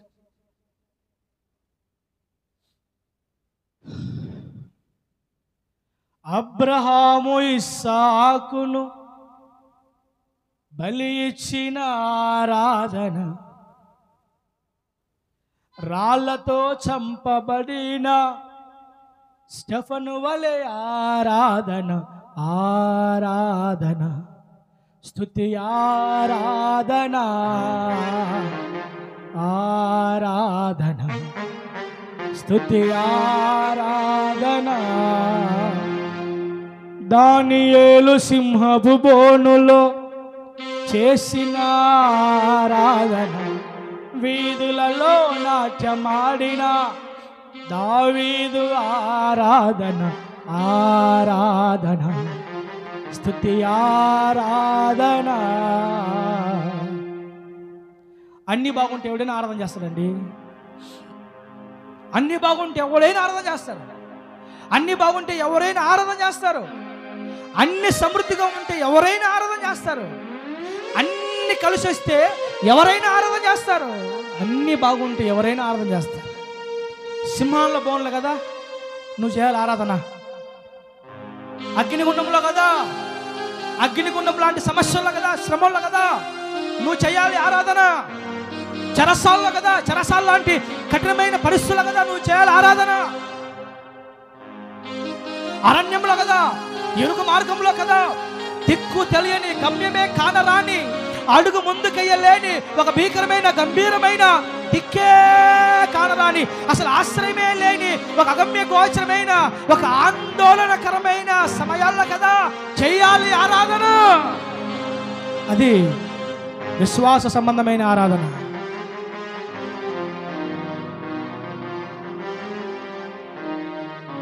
అన్ని బాగున్నప్పుడు అందరూ భక్తి చేస్తారు, అందరూ ఆరాధన చేస్తారు.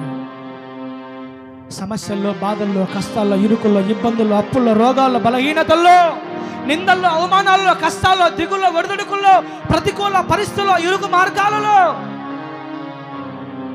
ఇలాంటి పరిస్థితులు కదా మనం చెయ్యాలి ఆరాధన. ఎవడు చేయగలుగుతాడు ఇలాంటి ఆరాధన? దేవుని మీద వాని మనస్సు ఆనుకున్నవాడు.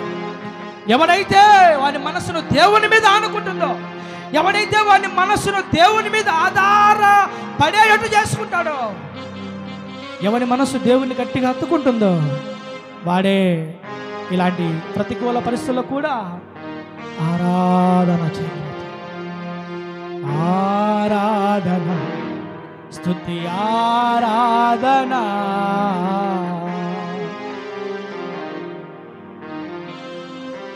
దానియేలు సింహపు బోనులో చేసిన ఆరాధన, వీధులలో నాట్యమాడిన దావీదు ఆరాధన, అబ్రహాము ఇస్సాకును బలి ఇచ్చిన ఆరాధన, ఆరాధన, స్తుతి ఆరాధన. 10,000లోనా అతి సుందరుడా నీకే ఆరాధన. 10,000లోనా అతి సుందరుడా నీకే ఆరాధన. నిన్న నేడు మారని ఆరాధన, స్తుతి ఆరాధన, ఆరాధన, స్తుతి ఆరాధన. ప్రార్థన చేద్దాం. అయ్యా, మా మనసు నీ మీద ఆనుకోవాలి నాయన. నిజమే, మీ దాడుసులు చెప్పినట్లుగా మా మనసులు మా సమస్యల మీద ఆనుకున్నాయి. మా మనసులు మా కష్టాల మీద ఆనుకున్నాయి. మా మనసులు మా బాధల మీద ఆనుకున్నాయి. అందుకే దిగులు చెందుతున్నాం, కృంగిపోతున్నాం, కంగారు పడుతున్నాం, ధైర్యపడుతున్నాం ప్రభువా. కానీ మా మనసు మా సమస్యల మీద, మా బాధల మీద కాదు, మా మనస్సు శూన్యములో సృష్టిని వెలాడదీసిన అయ్యా, గొప్ప గొప్ప కార్యములు జరిగించిన, ఆశ్చర్య కార్యములు జరిగించిన నీ మీదనే మా మనసు మీద నిలుపుకుంటాము దేవా. ప్రార్థన చేయండి. మా రోగాల వైపు, మా బలహీనతల మీద మా మనసు ఉంచాము నాయన. మేము నీ మీదే మా మనసు ఉంచుతాం ప్రభువా. నీ మీదే మా మనసు ఉంచుతాం ప్రభువా. నీ మీదే మా మనసు ఉంచుతాం. ప్రార్థన చేయండి. ప్రార్థన చేయండి. అమ్మ ప్రార్థన చేస్తుంది. అమ్మ ప్రార్థన చేస్తుంది. చేయమ్మా.